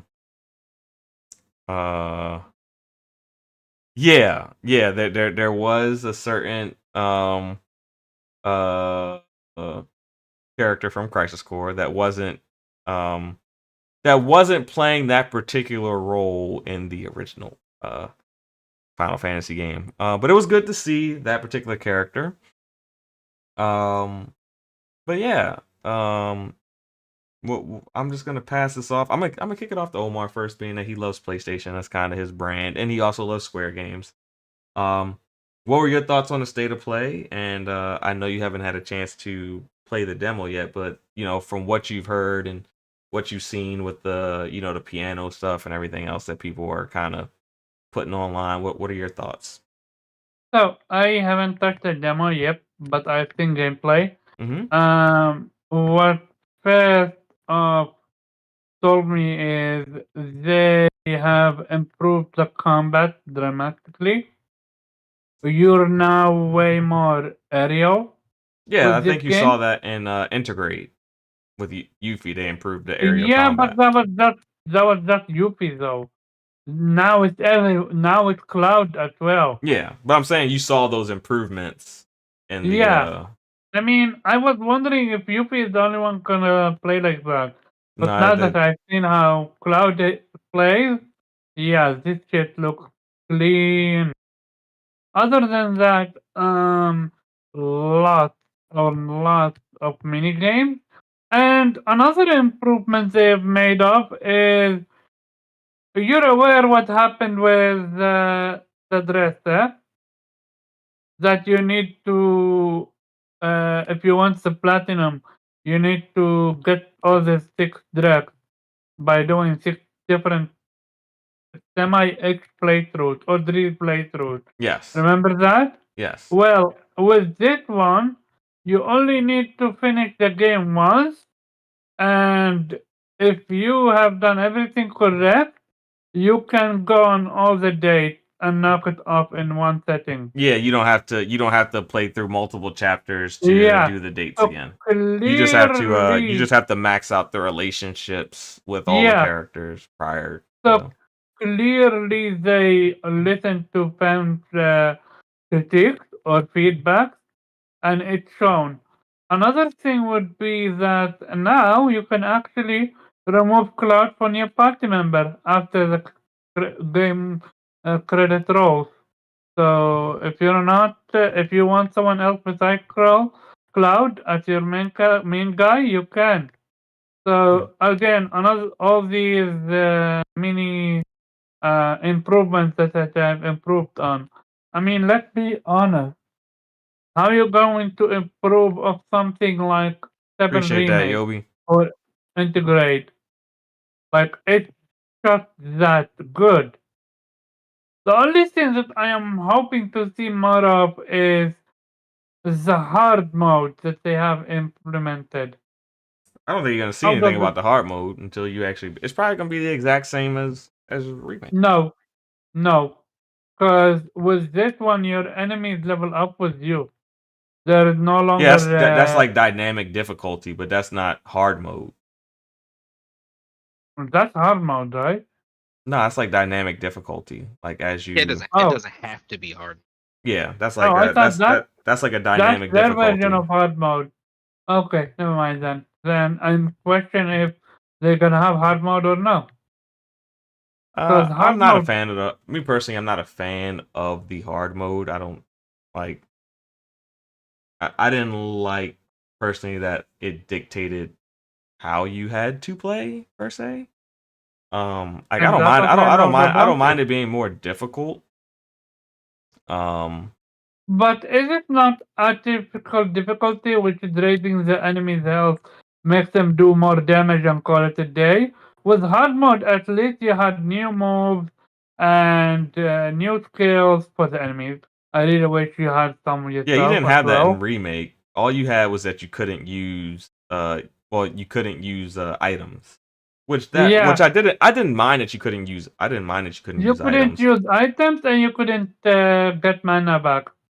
Yeah, MP. you couldn't get well you could get MP back. It just No, stupid. you couldn't. Not via the inn or You couldn't get sleeping. it via item or via the Yeah, bench, but you could get yeah, MP back. yeah. You could visit MP via Outmost or something else. Yeah, I feel you. just breaking boxes and stuff like that. You get MP shards. But So it added some nice difficult, not difficult, different gameplay mechanics to the mix, which I love. yeah, the thing that I like is that they fully leaned in to synergy attacks, which I see Oathkeeper Oh, brought I up. haven't talked about them. Yo, the amount. Oh yeah, I forgot to mention there is now something called respec. You can respec your skills. Like, Yeah, let's go. you could do that in the last one. Like if you didn't like how your skill tree was, you could always reorg it. They probably Yeah, just advertised it but more in for Rebirth, but yeah, you could do that in the last one.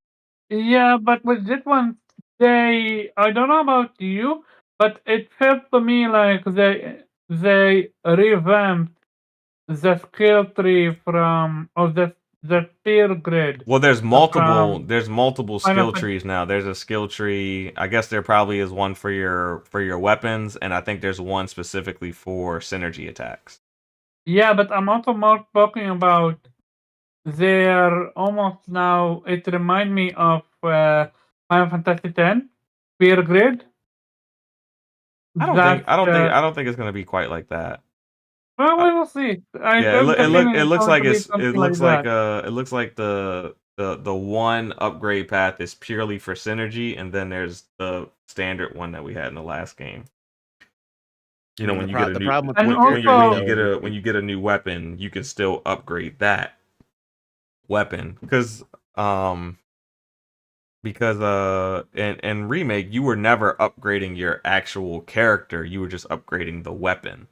And then now in this Yeah, one you're upgrading purely the synergy attack. You're not upgrading the actual characters themselves. apparently your character level up when you interact with them. Yeah, That was the relationship levels up. The relationship between between your character and like so your relationship with Barrett and Cloud can level up, or Barrett and Aerith can yeah. level up. And then So as that I'm curious. relationship levels up, it allows you to access more on the synergy skill tree. Yeah, yeah. So I'm curious if it's gonna give you more skills, more stuff. So clearly they want you to play the game for a long period of time, and not to mention the amount of mini games that they have with this one. This game is gonna be massive, dude. Yeah. Yeah, it's And apparently it's so big that they could have fit in it on 3 discs, but they went with 2. yeah, just to compress it down more, but Yeah. which So is yeah, I all guess by is all, impressive because you don't that the game is actually on the disc, which in most cases it's not on the disc anymore. So credit to them for doing that. I believe this have a very high chance to become GOTY. Yeah, I think this is the game that is I think Final Fantasy Rebirth is automatically locked into the Game of the Year GOTY. Game of the Year nomination. As far as if it gets it, I think a lot of that is going to be people's reception to whatever ending they decide to go with. It's all going to come down Ah, to how they end Rebirth. Because would it though? Cause yes, if it's the game is 100%. that good and you get an ending that's different from, let's say, the original, If it's does that very gonna affect? controversial, if it's very controversial and people don't rock with whatever changes they make, because I mean, the there's gonna be first some ending was sort of changes. the Whatever first those ending was changes are, if controversial. people like it or not, I think that's gonna be kind of what The first ending determines. was controversial. Yes, Reason say? yes, it was controversial. It was controversial, and because of it being controversial, I do think it had an impact on whether or not it did get Game of the Year.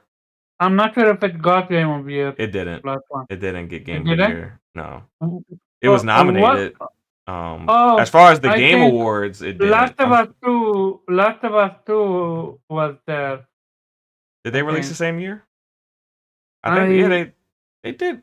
Did they? I think that they released the same year. I think I Final Fantasy think came out that April, and yeah, then Last of Us it was Last of Us 2, Ghost of Tsushima, and Final Fantasy, which explain why I didn't win GOTY.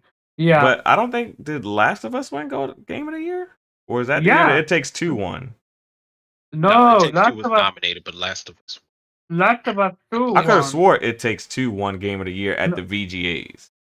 Could have swore. No, but wait, It No, Takes actually, Two no, didn't. because It Takes Two was not in 2020. Yeah, It Hades Takes was the Two. year of 2020. Yeah, you're mixing two different things now. It Takes Two was No, I'm just 2021, I I just believe, which means they did probably okay. win. Yeah, in Game of the Year 2020. 2020. And let's see. I'm looking it up Last right of Us, now. Last of Us 2, Yeah. Ghost Most of awards, Tsushima. most nominations. Game of the Year was Last of Us Part Two. Okay. It Takes Two I won in wasn't 2021. okay. So, oh yeah, I got the years mixed up because I remember Yeah. It Takes Two winning Game of the Year at the VGAs. I just couldn't Yeah, remember that which was one it was. a few years after. It won over, for example, No, it won it won the Returnal. year. It won the next year after. That's why I was confused. Yeah. I got the years mixed up. It won over Returnal, which to me Returnal was a better game, but okay. But yeah, I am super excited, and also I believe this have a chance to be GOTY, to win GOTY, Yeah. because we are sitting with so many multiplayer games, not JRPG games, like Persona 3 Reloaded, Yeah, that's not and that. I don't think that has any shot at Game of the Year just because it's a like 1-for-1 remake. and you have Infinite Wealth. Infinite Wealth, I could see that maybe. Yeah, I could see that. You got Grand Metaphor Blue is releasing later this year. I don't think Stellar Blade is going to be of that caliber, but I think that game Oh, Metaphor, I think that's what it's called, the Atlas game. Oh, Yeah, Metaphor. Metaphor can have Yeah. a chance, Yeah, yeah. I think that one might have a shot. Yeah, so it's gonna be between 3 games on long behold, all JRPGs. Well, one is left, but okay. Infinite Wealth, Metaphor, and I whatchamacallit. think two of those games make it up. I do think Hellblade will get a nomination. Oh yeah, Hellblade is gonna be the odd one out. Did Alan Wake 2 make it into this year's nominations? No, It because was it was last year. Yeah, but I say it was. That's why I was curious. Yeah, Was last year. it there for last year? It was. Okay, It just didn't win. okay. But yeah, I mean, I think it's gonna because they're gonna have a couple different genres represented in the game of the year. It's not gonna be a Yeah. straight JRPG fest. I So- mean, lots of the best games are going to be JRPGs. So. I understand that, but I'm just saying I know that that the game of the year isn't just gonna be like 5 JRPG, even if there are 5 JRPGs that all rate like 95 meta. I just know that's not gonna happen. It's not realistic. Like I'm sure like a Tekken or some type of game of a different genre would be along in the nomination. Is all I'm saying. Will be interesting to see. Then you're gonna get backlash because You got the game backlash worked this year. so well. For the nomination choices like Hogwarts Legacy not being there. I mean, there's always going to be some sort of backlash. Yeah, I'm looking forward to see what this game gonna be. Also, it's very difficult to know if which ending they're going with this one. I mean, it's not a matter of which ending. It's just going to be whatever. It's going to be a different ending. I mean, it's the same. No, key what I mean by things. that is, are they gonna end it the way 2 ended? Disc 2 on Final Fantasy 7, or are they gonna go with a different ending? That's what I'm trying to say. No. They already said where this is supposed to end. It goes to the end of disc 1. Yeah, it's like I don't want to spoil anything, but they've said I almost thought they said specifically where this game is going to end. Yeah, I know where, but what they're gonna do, that's what I'm trying to say. But I'm just saying that's disc 1.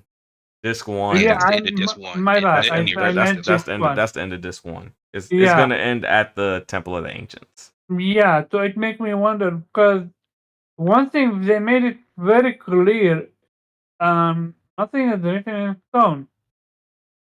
We don't know what they're gonna actually do with the story, and that's what makes it so interesting. Yeah. Well, and if people have any issue with it, hey, they can almost play the first one, the original one. I guess. I think the one thing that Rebirth will do is it'll settle the debate in the community of whether Final Fantasy Remake Rebirth, whether this trilogy is a sequel or if it's just a remake. There's been argument in the community whether it's a true sequel or if it's just a remake with a different with a different lens, I guess. I see. I'm leaning towards it being Sequel? a sequel. If you read like On the Way to a Smile and gather extra context from the post Final Fantasy content, I do think it's a sequel. What's your thought on the confirmed panel members that you can play with?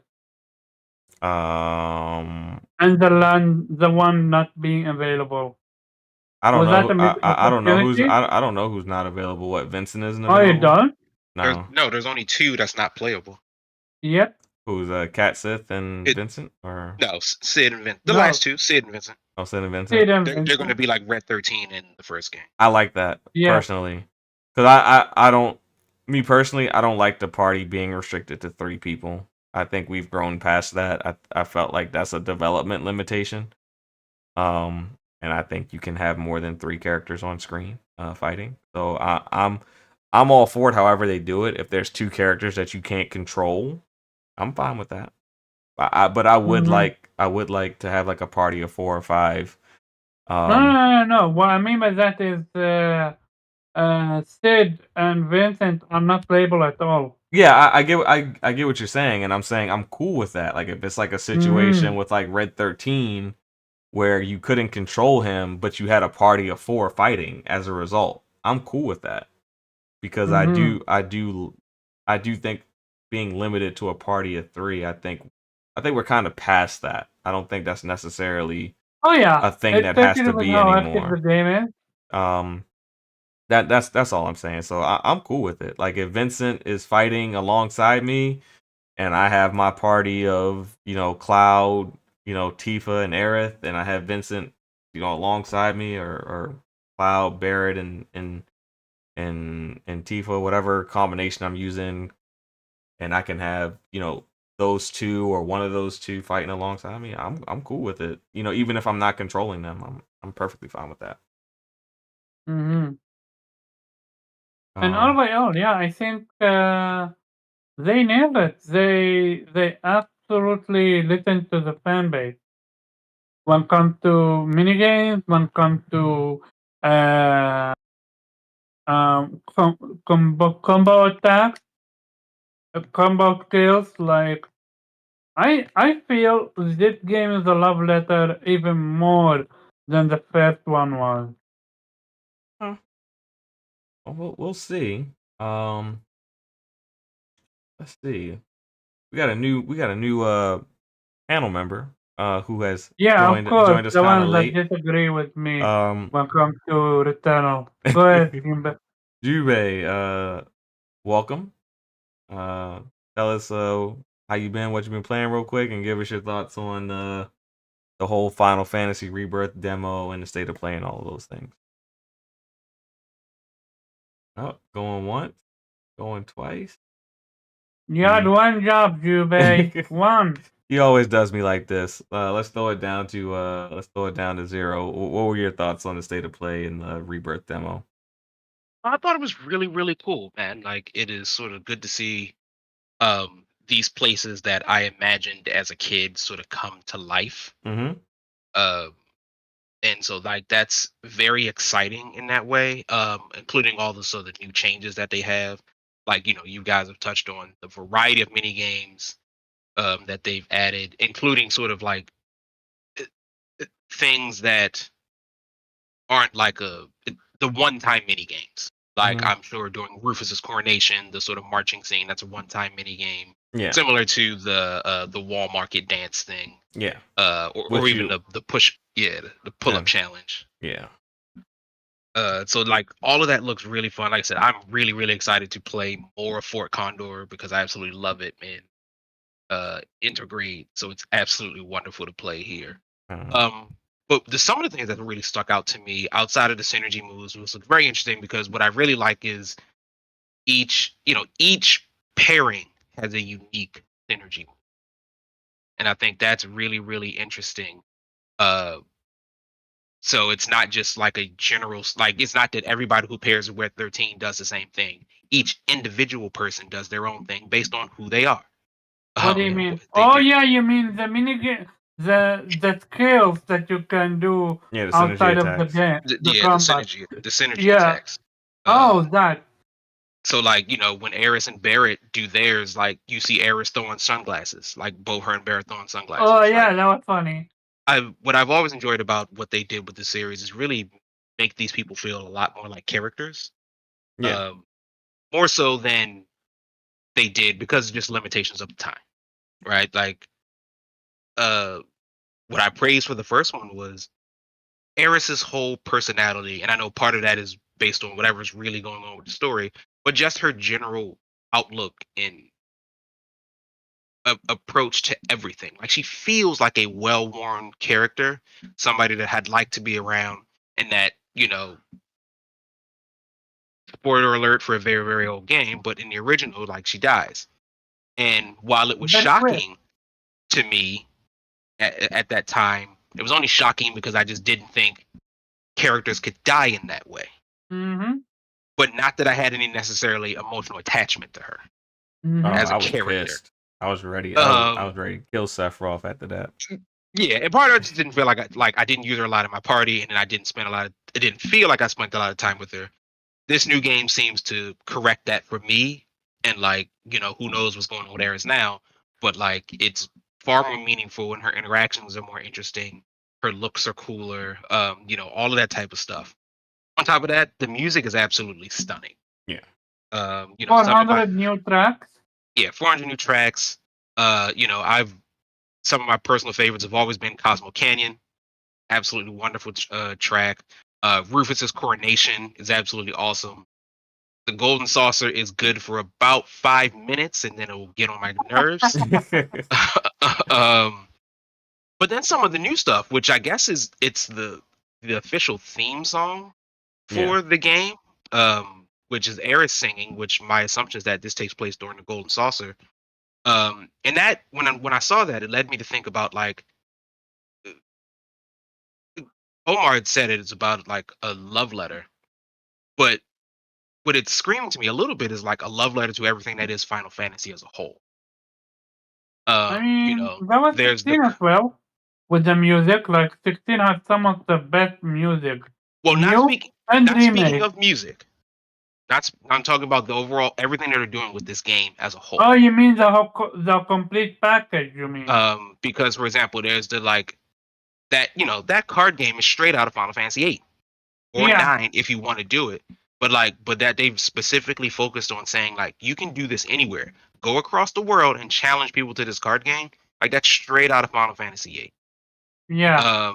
That little leveling up system does look suspiciously like the Spear Grid. It might not work in the same way, but it looks almost one-to-one like it. The Eris singing, which I assume is in Golden Saucer, takes me back to is it Final Fantasy 5 and the opera? No, it might be 6 with the opera scene. Final Fantasy 10-2, Yuna and the crew. Yeah, so it's that. So it's like there's all these little things that make this sort of like love letter to Final Fantasy as a whole, or at least the Final Fantasy of the past. Mm-hmm. Yeah. And I'd be interested to see what more little hidden things that they have in there. That's fun. That is interesting. That is well put together.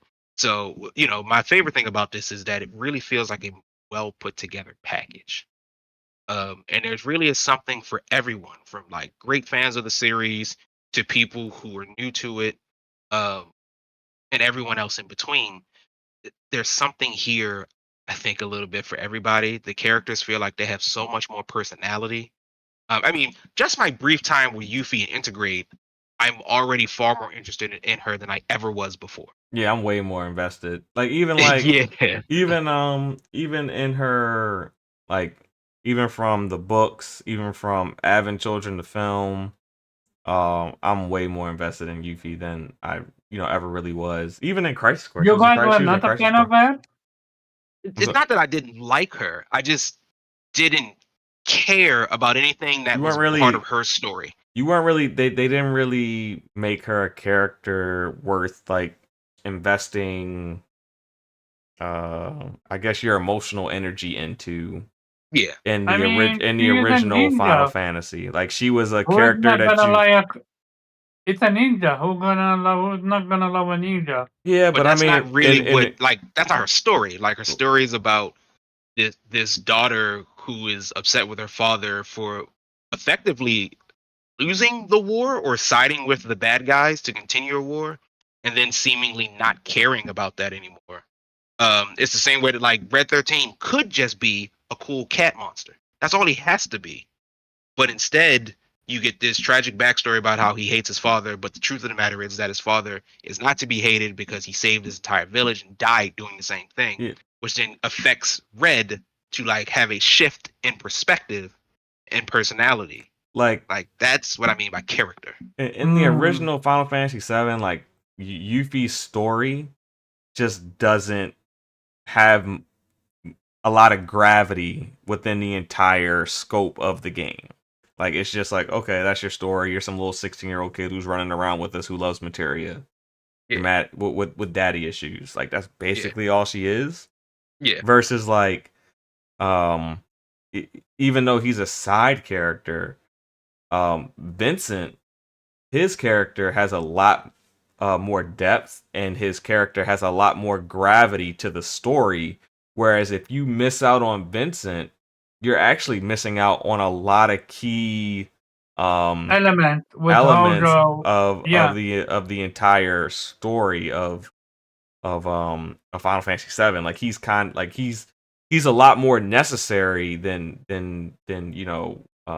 he's so necessary to the story that there's no way he should have been a side character. That's not really the case with Yuffie. She's just like an added Mhm. character to your party. Yeah. So I look forward to seeing all of those characters be developed so much more. Two of which who I really who I'm interested in is I've always loved the story of Dime, Barrett's best friend, Yeah. Marlene's dad. So like to see that in sort of its all full glory, I think is going to be really, really good. Like I think that's just such an interesting thing. And is it sing? Song? You Song, talk the yeah, Turk? The yeah, Turk? the Turk. Yeah. The leader of the Turks, Who yeah. Yeah. Who they do it more because I think it's him.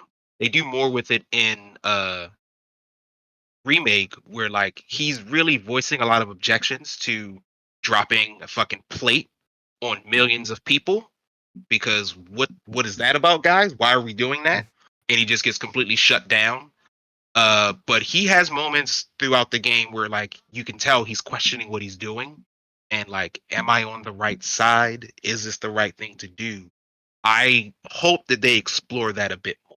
I always thought he was very interesting in that way because the Turks never feel like bad guys, just antagonists. Really? They just feel like they're Even doing a after job. dropping what they did, nah. No, I mean, I never considered Reno and Rude and Song and Elena and Cisne. I never considered any of them like legitimate bad guys. yeah, they're complicit. I'm not gonna say they're not complicit, but like again, they don't do this if Song is able to convince the quite frankly ridiculous members of the Shinra board to not drop a plate on millions of people. Like that came from the top. Like if we're keeping it 100%, the bad guys, you're the bad guys. Cloud is the bad guy. Barrett is the bad guy. They're Because he's terrorists. a They're because blowing they're- up. They're blowing up reactors. They're blowing up abandoned reactors. They're not hurting innocent people though. The first reactor didn't hurt innocent people. Like But it's abandoned. they didn't put the amount of explosive like that was exaggerated. I By get that, but they're eco terrorists. You start out as the bad guy technically. True. The game later tells you that you're not, but like at the very beginning you are tasked with you are the blowing bad this thing guy. up. Yeah. And it's just like we're freedom fighters. We're gonna do what we got to do. And Like it's you're well, literally going around the you don't know city. how bad destroying Shinra it. is until they drop a plate on people, which Yeah. even then is unintentionally your fault anyway. It's an overreaction to a problem that could be handled with a pair of assassins, but so be it for Shinra and crew. But even stuff like that. Like I loved Rufus from the first game, so I look forward to seeing more of him. So I think they've done a really good job of expanding sort of everyone, ancillary, side, main characters, to really make this world feel put together.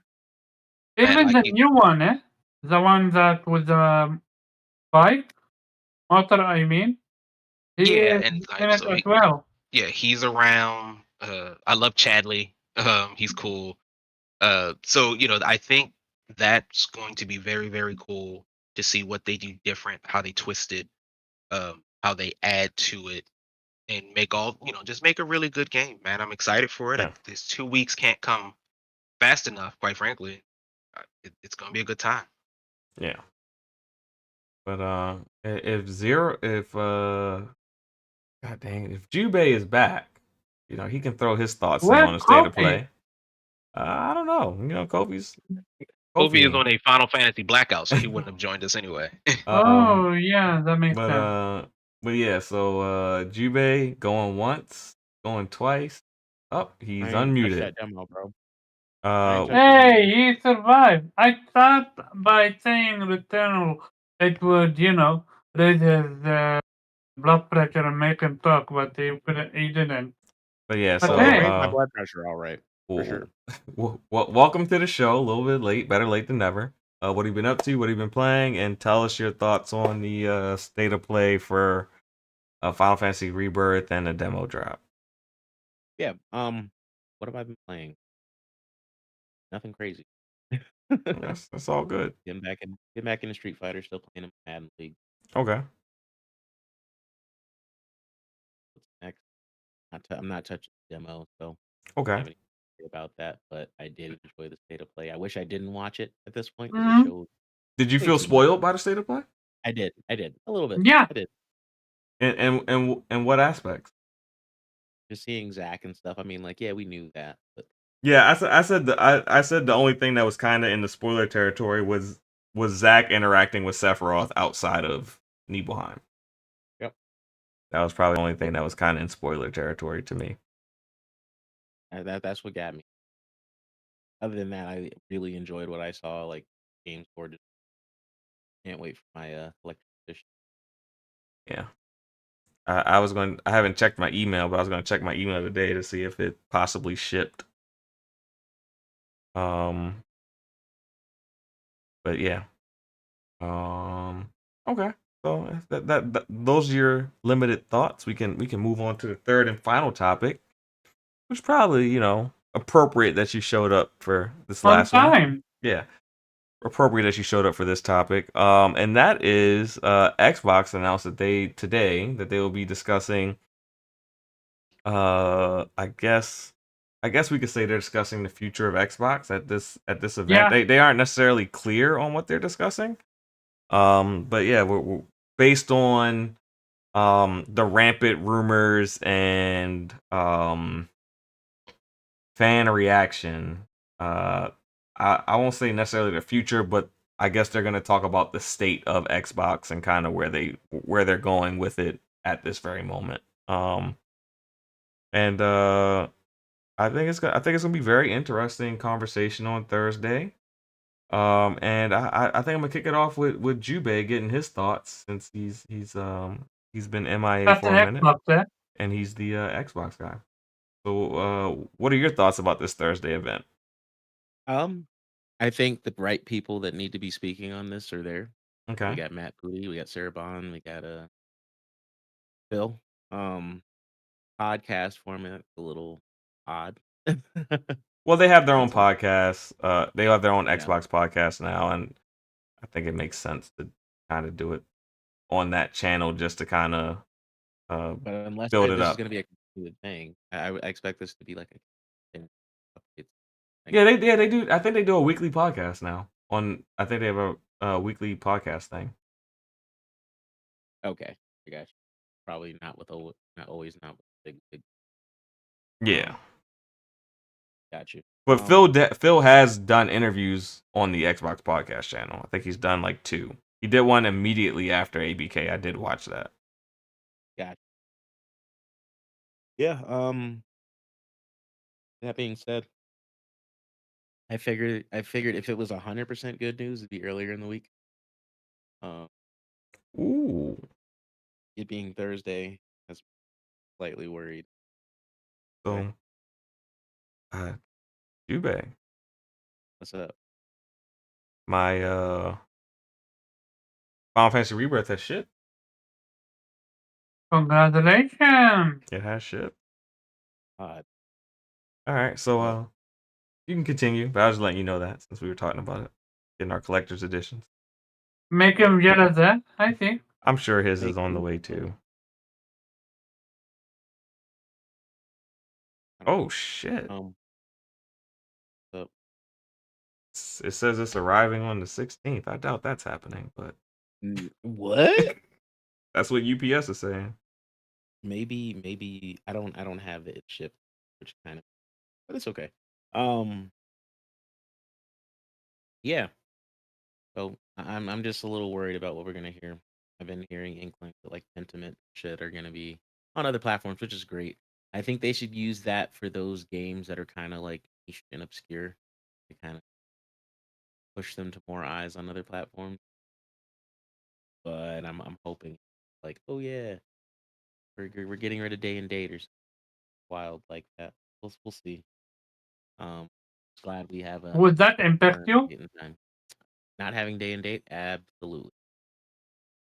What about if they go full blown on PlayStation? Does that I impact don't give you? a shit. You don't care. Okay. Nope. You just don't want to miss day and date on PC, They can or have it, but what I can't have is there's no inherent advantage for having pass. I can play the game. Okay. for it. So you want if what is the best outcome for you for this state of Xbox, not state of play? That they make their games as a service games on other platforms, like small games like Hi-Fi and Mhm. Pentiment on other platforms, but keep big guns for That's themselves. it. So you Yeah. don't want Starfield and other Oh no, jazz. no, no, nope, Yeah, nope, absolutely the not. big games stay on on Xbox. I do think that's kind of the It's future. coming. I think that's the future we're heading towards. Yep. And I think I would say, all right. People may not see it this way currently, and I'm not saying that it's happening, in the next 2 3 years. But our digital content, um, is our digital libraries are not treated with equity in the video game industry, in the video game space. And what I mean by that is, if I buy a song on iTunes or I buy it on whatever other platform that sells music, I can take my music and I can upload it to whatever service I use and make it a part of my library. The issue is that it's not a fan of exclusive. That's what all it's about. No, but what I'm saying is not a Xbox thing. It's not a PlayStation thing. It's a digital content thing. And the games that eventually, Oh, so because you mean because they're going full blown digital only, their model is now shifting well, I from think only on Xbox. I think digital content, and I think digital content, whether it's physical media or it's full digital, I think we're gonna start to see some changes across the gaming industry. I think the gaming industry is gonna be forced at some point, whether they do it on their own or whether legislation makes it happen.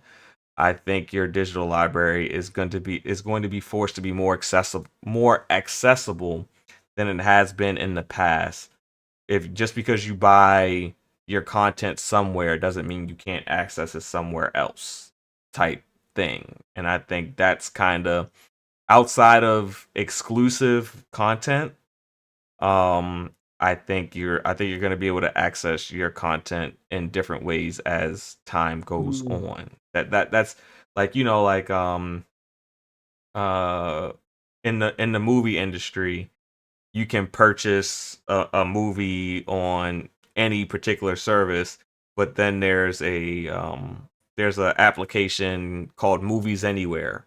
And if you use Movies Anywhere, you can pull all your libraries together into that one platform and then access your content. I think that's kind Not of where we're not headed. everything. Not Yeah, everything, but you get what I'm saying. it should have everything, but I feel you. It should though. Yeah, Like but there's no reason why it should. that's kind of where I think the industry is going. I think Xbox may kind of be the first one going in that direction. And I think it kind of starts with some of their smaller games being available in other places, but I do think ultimately, um, your digital library is just going to start to become more available to you, especially the way that mobile technology is advancing so fast. Like, why can't you, buy a game on your PlayStation and then pick up and play it natively on your phone, and if it's possible, if you have the hard drive space and the device is capable of it, why can't you? Like, I think that's kind of where we're going, and I kind of think these companies also want this in a sense because um the more people you can have playing your game, the better. So the more devices, it's about getting people wherever they are, meeting them wherever they're at. And I think Xbox is kind of leading that direction. They may not say that fully in this presser, but I kind of think that's kind of where um gaming is ultimately going. That's what I would say. Do you Uh, think they're gonna be strict? What do you call it? Beat around bush, or they're gonna Uh, sugarcoat it. I don't think they're gonna fully unveil their plans. I think they're gonna say what they have to say. I don't think they can be 100% can. This I don't think they're able to be 100% candid because they still are dealing with the FTC in court. So they're still going to be limited in what they can say. Like but I hardly doubt that they're gonna address ABK content but on wouldn't Thursday. wouldn't going quote unquote multiplat uh save them from FTC and stuff like that and help their case? Not necessarily. I mean, it like the FTC is against it no matter what. Period. So Period. like Doesn't matter no matter what you say, they're gonna try to weaponize that in court.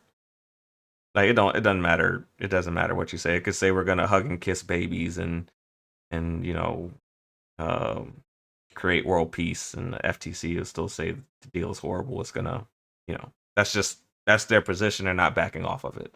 Right now, the current head of the FTC does not care about winning. She cares about establishing precedent so that in the future the FTC can win cases. It's not about winning this particular case. It's about setting the stage for them to have wins down the road. So they're going to challenge everything they can and kind of force the courts to make, you know, certain things more clear so that they can attack that. And certain changes Yeah, to prevent something like this to ever happen again. Yeah, that's the current head of the FTC's goal.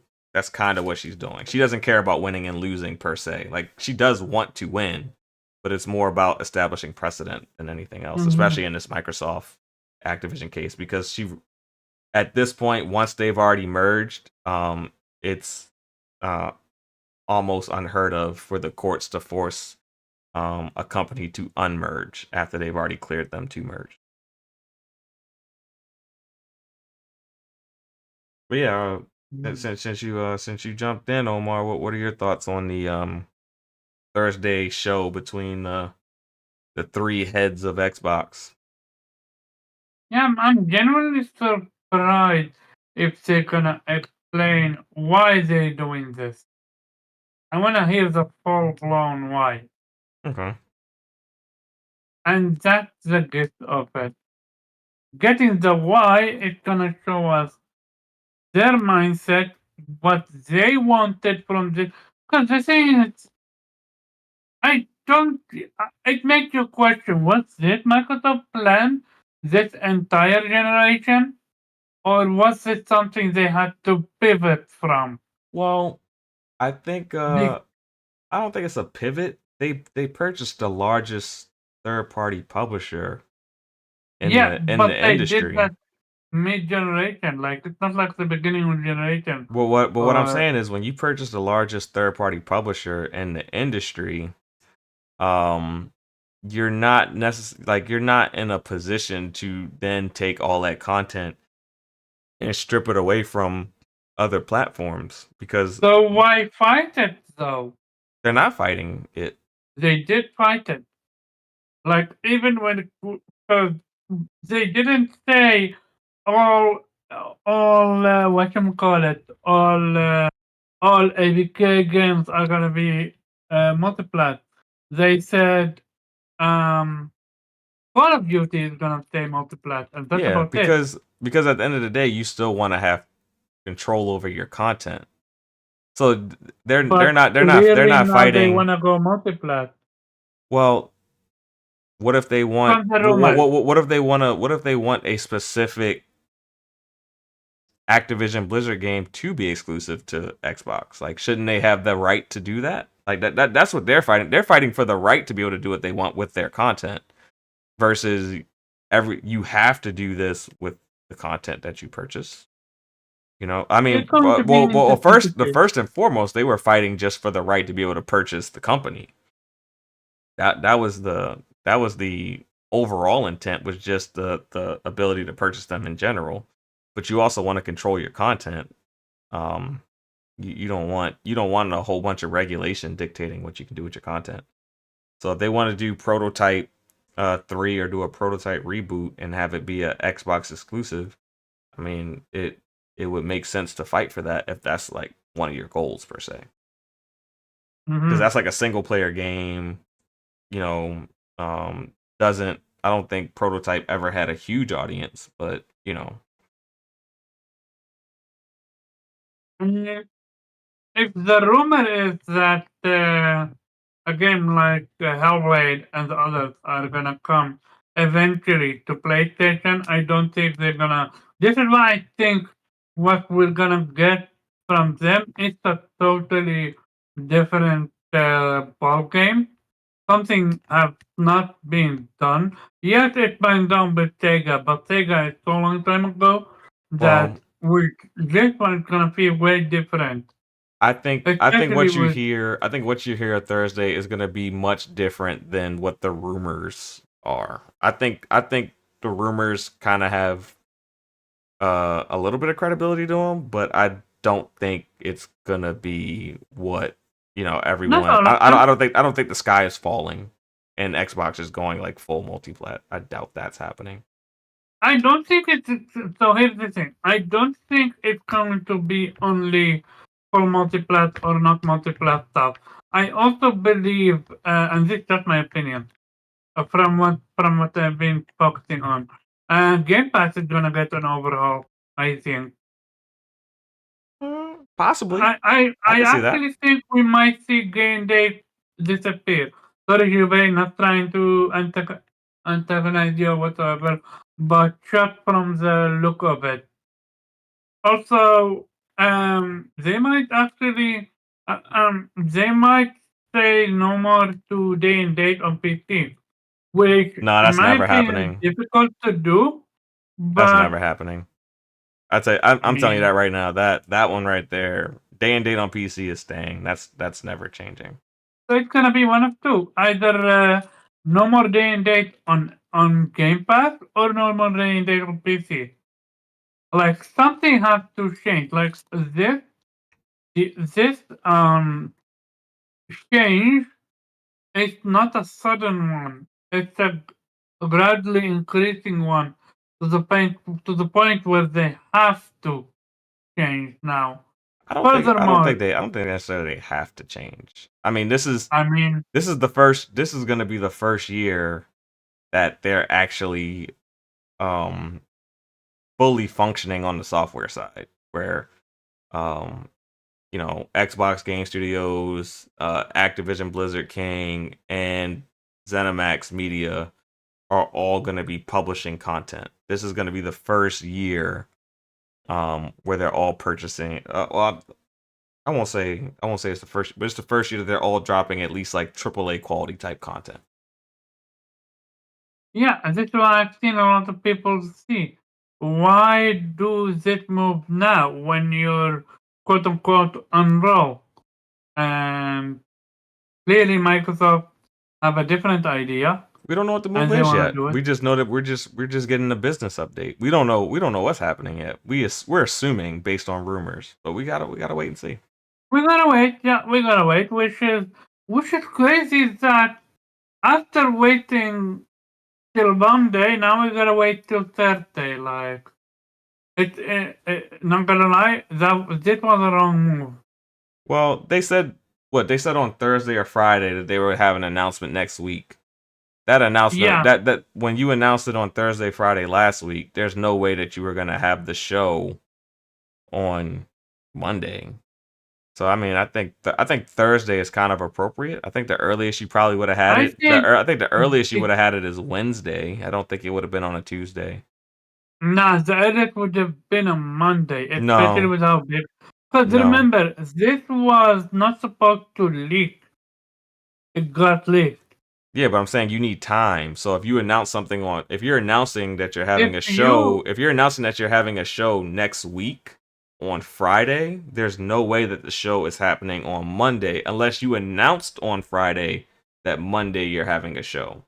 You get what I'm saying? Like you have to give advance notice of the day that you're going to do it. So Xbox announcing it, you know, today that it's on Thursday, there's no way on a Monday you could announce that you're having a show on Tuesday. Like that's just not typically how business works. Typically you give a couple days notice like they did today. Mm. So being that they announced on Monday, the earliest that they probably could have done it is Wednesday, but they decided to do it Thursday. Like it's appropriate being that they announced it on Monday. Like if they announced it Sunday night that we're doing something on Wednesday, which would be weird because you usually don't do that on a weekend.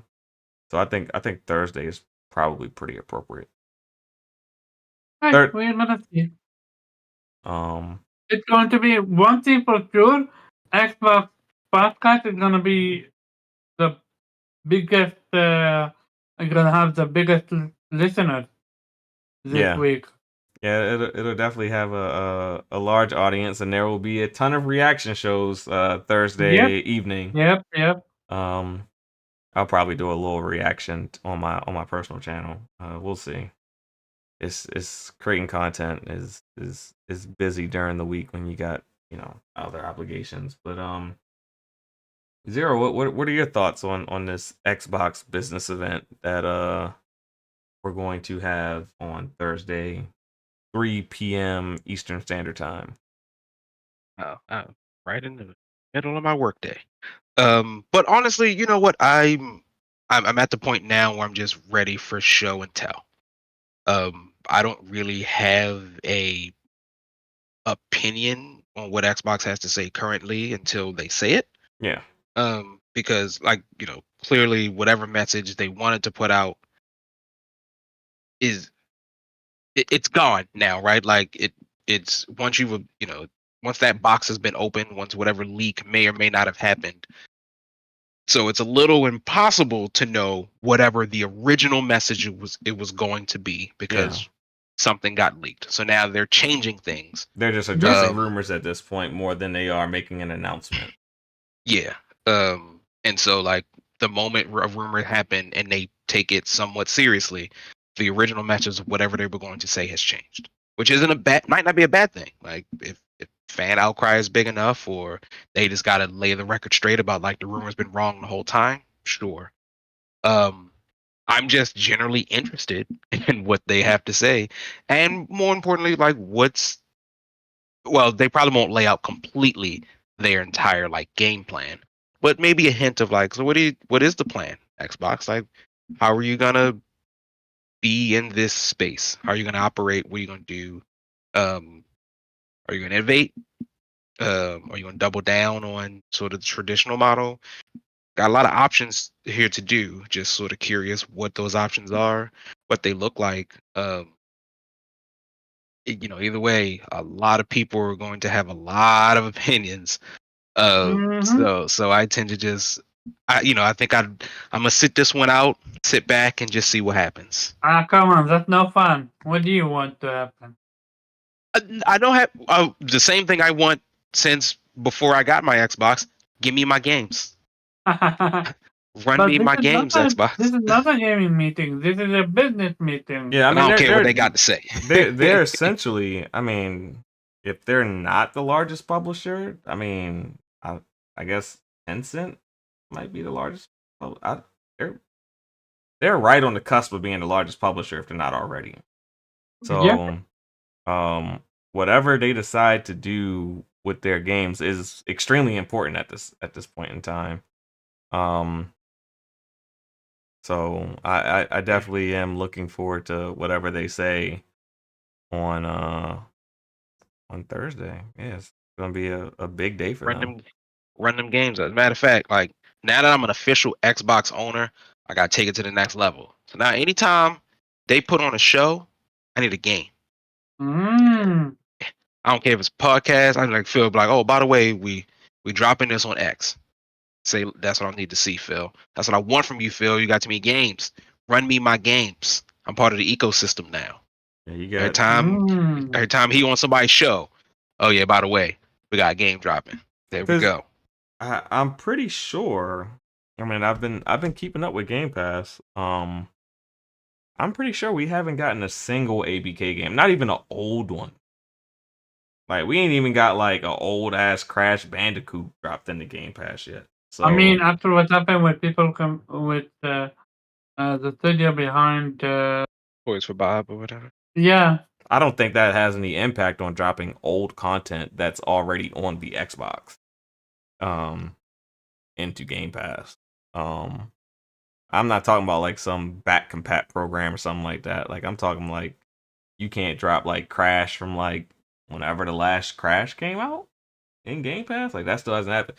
And I'm not criticizing them for it. I understand that they're still going through litigation and that's kind of and they're still integrating ABK into Xbox. So I mean, I know it's a process, but we can see that it's still a process by the fact that we haven't gotten a single ABK game, not even the back catalog games in there yet. Right. Mhm. Versus like when they purchased ZeniMax, like as soon as the Yeah, the deal, whole show was like yeah. And by the way, they're on the Game Pass now. yeah, So no, go play the it. day the deal closed, they had a bunch of back, they had a bunch of old games go right into the Yeah. service, like the day the deal closed. So So yeah, you know my motto, Xbox, run me my games. yeah. 26, right? Say it again. 26 games, right? That's all he was. That No, it was he wants it was 50. Yeah, he wants every summer showcase. He expects them to have 50 games on their stage. They did 50. it once. Yeah, They did it once before they had ABK. Oh yeah, that should be light work for you, Xbox. Get it done. Yeah, I mean the biggest thing with me for ABK is that they can't have how many developers work at ABK? Like more than 10,000? I couldn't tell you. Yeah, you can't have more than 10,000 developers and all you're doing is like a couple big games a year. Yeah, Like you can't hit me with it's coming. Nah. It's they been did, coming for forever now, no, bro. no, I'm just talking about the Activision side. Like Activision has to diversify in the amount of content. Like it can't just be Call of Duty live service updates and Diablo live service and Overwatch live service and World of Warcraft live service. Like you gotta diversify. I'm not saying they don't have to, like those are their pillar AAA games. That's fine. You can do that.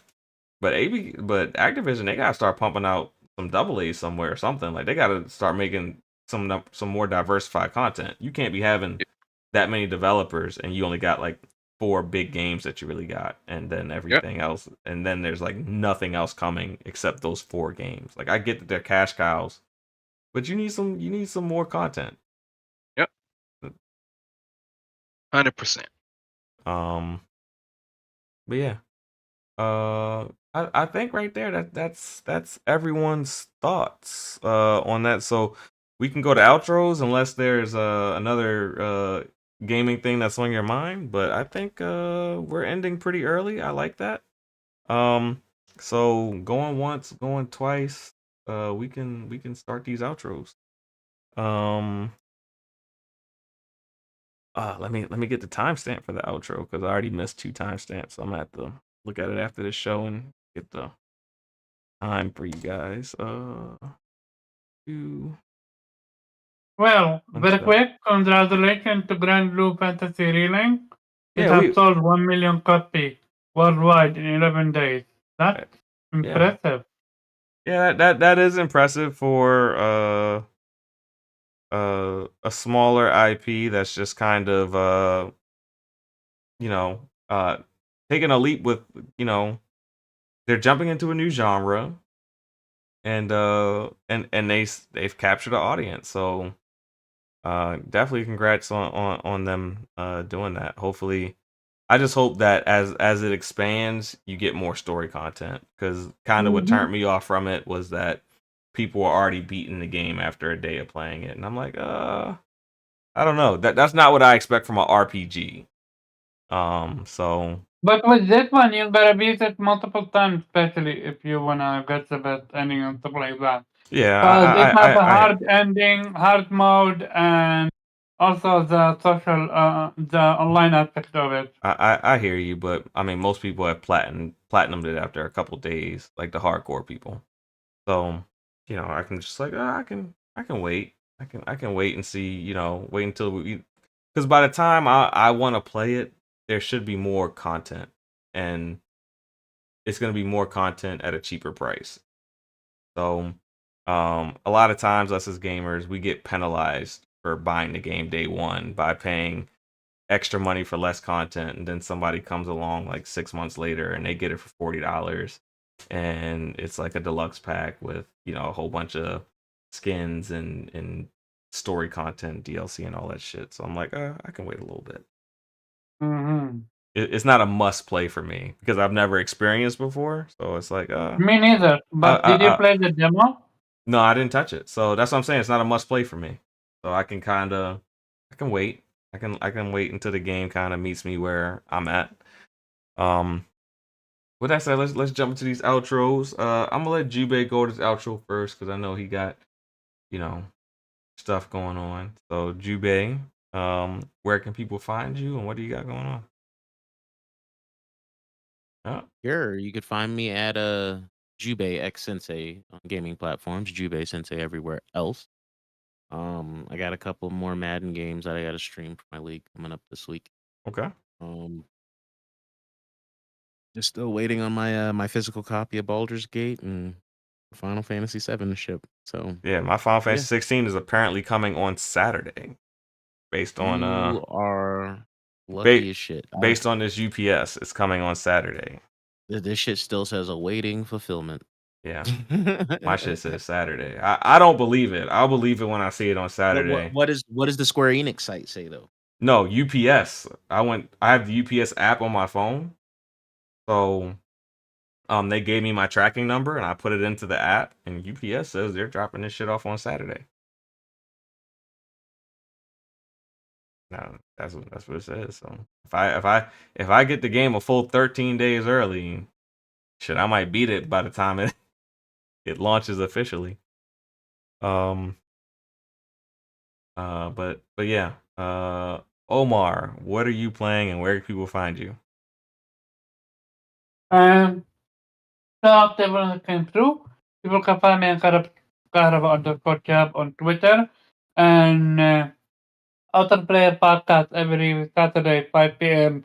Eastern time. Hit that like button and see you next week.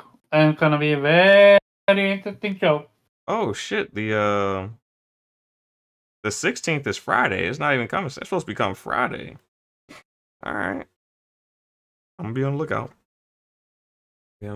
Last but not least, Zero. Where can people find you? What are you playing?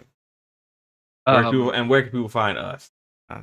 Well, you, of course, you can of course find me 0x386 pretty much everywhere. I am playing Final Fantasy. Although Jubei reminded me because I saw him playing Street Fighter 6 earlier. I saw the trailer for Ed, so he should be dropping soon. He looks freaking dope. So I might be back in those Street Fighter 6 streets pretty soon. Outside of that, man, some of us don't get Final Fantasy on Friday, so we just have to wait another 2 weeks. So I know maybe it's gonna happen. UPS says they're dropping it off at my house on Friday. That's what they said. I'm just telling you what they told me. Of course, if I had ordered physical like you're supposed to do, perhaps I could have gotten it on Friday as well. I will be doing digital just as a game share program with a friend. So down the line, I'll have to rebuy this game. Truth of the matter is, I'll probably be rebuying a lot of games, but that's okay. But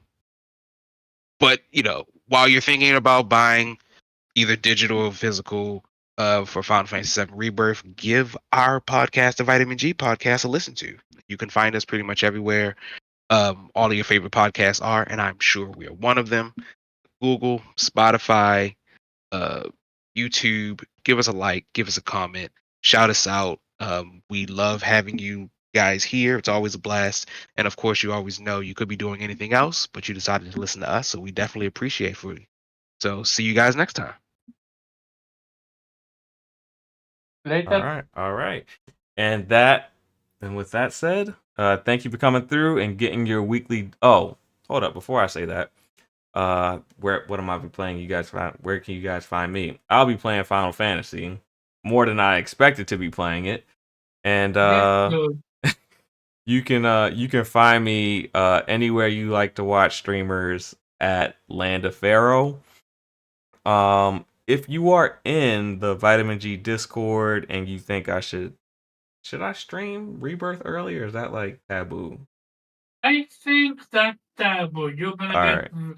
villainized because of it. Also, we're not gonna be nice about it. Yeah. All right. So Yeah. I won't stream it at all. But I will. I might do an unboxing. I might do an unboxing if I get it Friday.